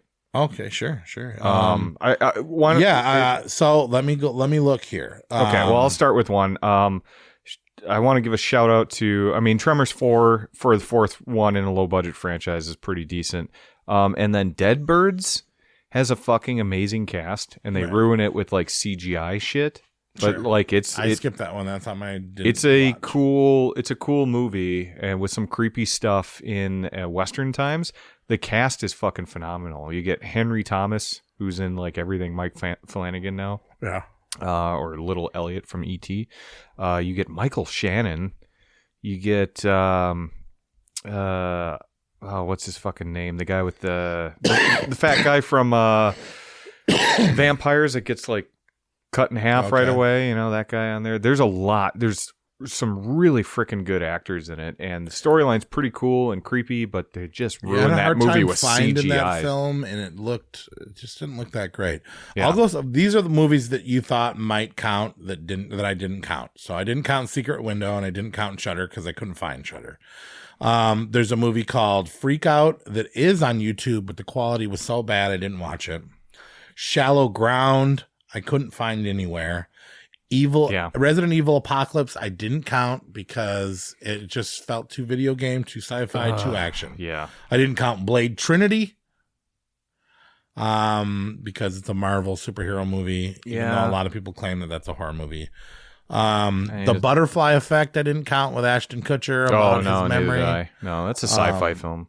And then, Satan's Little Helper was a movie that I really wanted to find, that I wanted to watch, that it was on Tubi, and then it left Tubi before I had a chance to watch it. I watched it a long time ago, and when I tried to, because that was one I wanted to revisit too, and I remember it's worth a watch from what I remember, but I can't find it anywhere. And then I wanted to give a shout out to Riding the Bullet, the Stephen King story. Yeah, that movie was okay. Mm-hmm. It's set at my number 15. Right above Ginger Snaps 3. And then of course Seed of Chucky probably should have made the list, but we are Seed of Chucky'd out. Yeah, I've never been a fan of that film, to be honest with you. But anyways, so those are the ones that maybe deserve some shout out. Puppet Master vs. Demonic Toys, maybe Exorcist The Beginning came out that year, but that movie's fucking dumb. There's so many different. Well, you got two versions of that film, and they're both not good. Yeah, and it's just a mess. It's a mess. Yeah, and The Beginning. Yep. Cube Zero, not great. Didn't need to make that movie. Suspect Zero was not good either. I was really hoping for like a low budget. Decoys. 7. Decoys had some potential, but it was just bad performances. But a new thing I'm going to do every episode. I'm going to add somebody to the Hall of Fame. That did something in one of these movies that I feel like should last forever. So we're going to do Savage Hall of Fame. We're going to do Creepy Hall of Fame. We're going to do Horror Hall of Fame. And in this episode, I want to start the Creep Crush Hall of Fame. You find a final girl, a horror movie actress, let me tell you the nominees for most attractive final girl from a movie. It could have been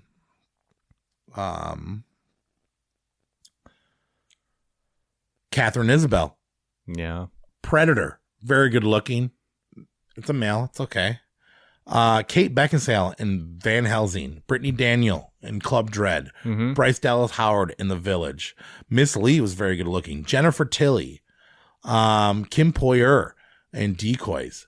But above all else, Tiffany Shepis. I was gonna say, yeah, is not only one of the best looking final B horror movie girls from Trauma ever to still live. looking good too. She's one of the coolest, most hippest, most coolest horror fan chicks on the planet.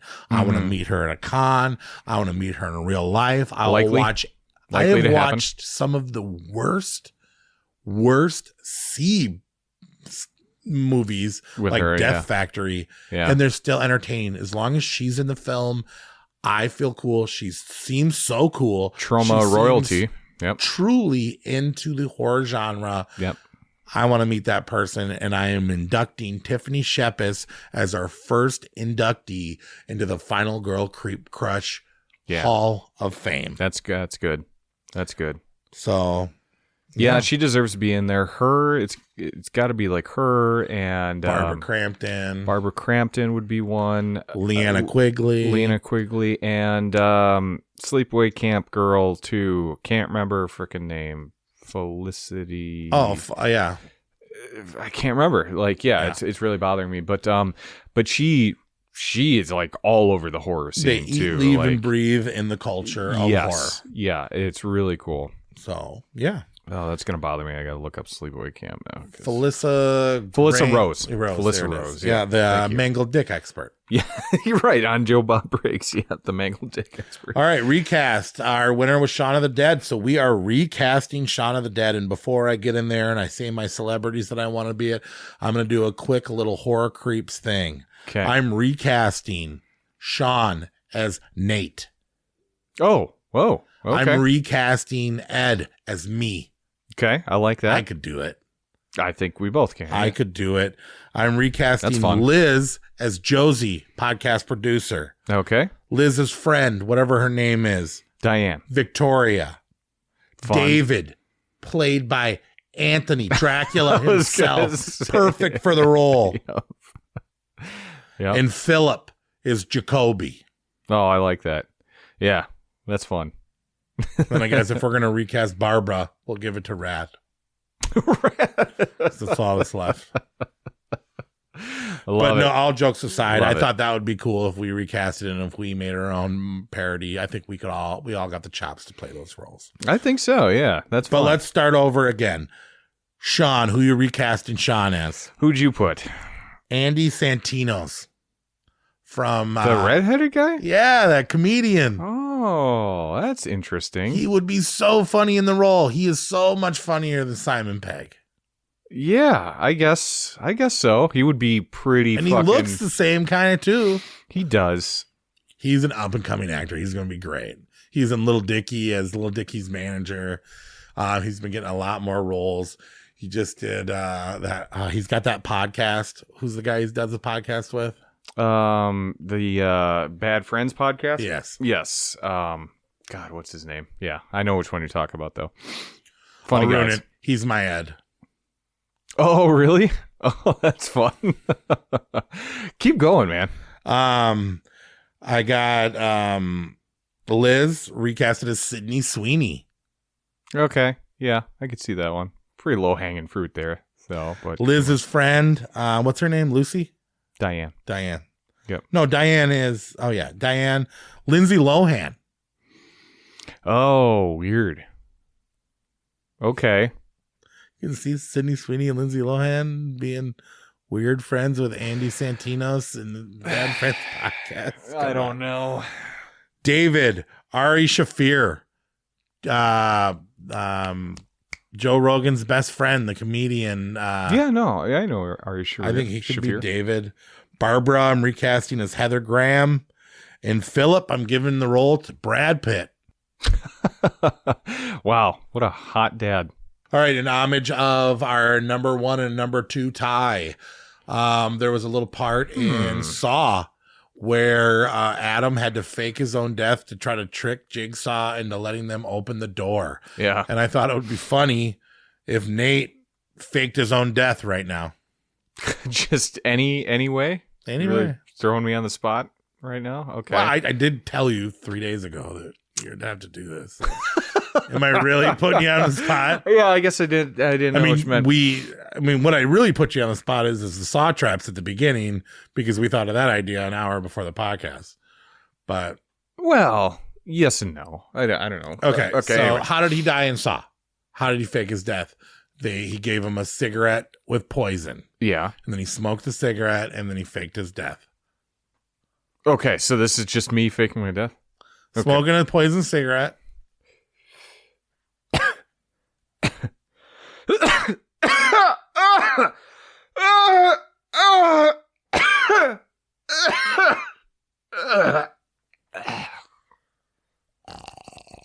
Okay. There, finally. I was like, you want me to go for the death gurgle? I was waiting like, for... no death gurgle? I saw you give me in the face. Like, where's the death gurgle?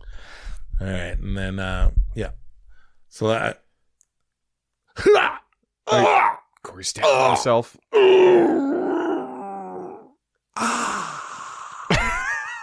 Okay, it's so big. I wasn't flamboyant enough in my... Well, it sounded like I really died. Yeah, it did. Yeah, sure. Right.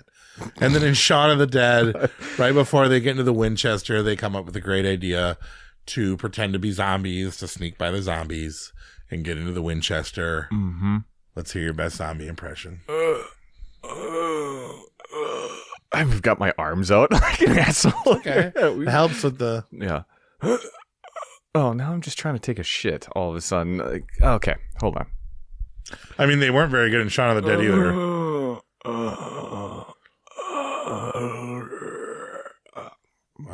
Huh? What do you got?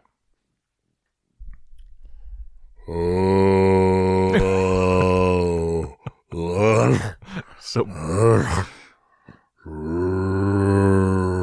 That sounds like Frankenstein. It sounds like a bear, honestly. Like a bear that just woke up from hibernation. A zombie bear. Like, I'm hungry.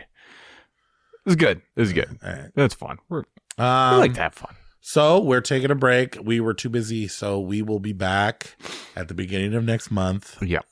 With 1975. Start your research now, kids. Looking ahead, Abigail.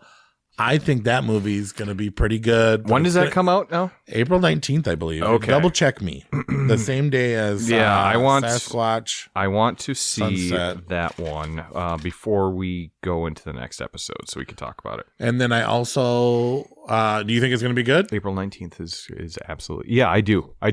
When I found out it was the same people behind Ready or Not, it got me super excited about it. And I like. Did you hear about Ready or Not too? No. They're making one? Yeah. Samara Weaving back? Yeah. Okay, I'm in.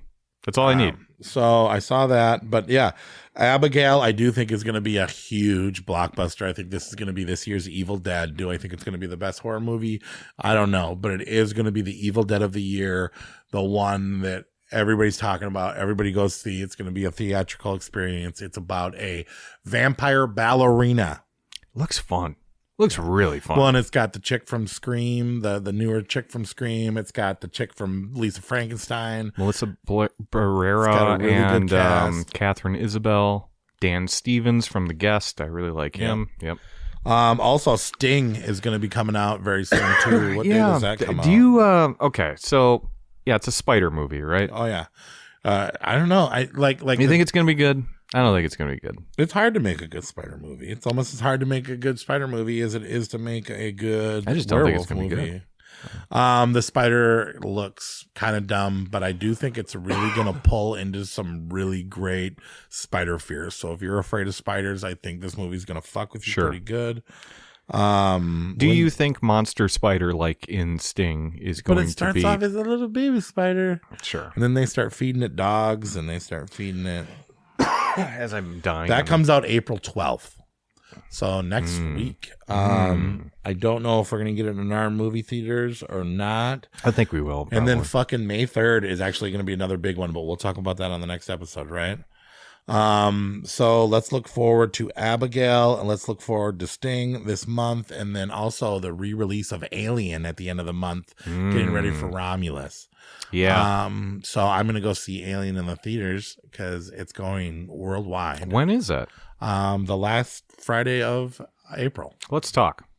I'd like to see that in the theaters. That'd be fun. So we got that. We got this. We got those. And what else, Nate? That is it. I mean, we've got... You going to make an apology to our fans? For taking fucking horror movies off for Easter. I didn't take horror. What is this bit? Guy took 2 weeks off of horror for Easter. I've been busy. We've been traveling. We had a fucking crazy Easter. Yeah, that was insane. All right. You saw me. You were here. You came over for our little Easter festivities. Yeah, I hid the eggs. Have you ever seen me that wired before? I don't know. You weren't that bad. Thank you. It's because I've been drinking since 10 in the morning.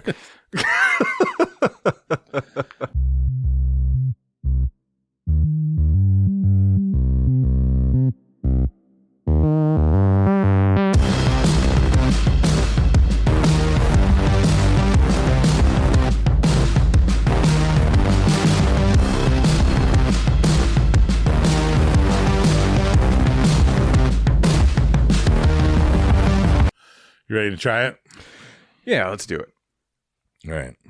Are you going first? Or? So I'm waking up and I'm tired, and you're waking up and you have all these things around you. Mm-hmm. Yeah. A doorway, an oven doorway, a tub of Vaseline, a razor slab, and a laundry basket for your clothes. Okay. For my clothes. Jigsaw is nice enough to be like, I don't want these dirty. Yeah. If you live. if you live. You're going to have them will back. be dry cleaned.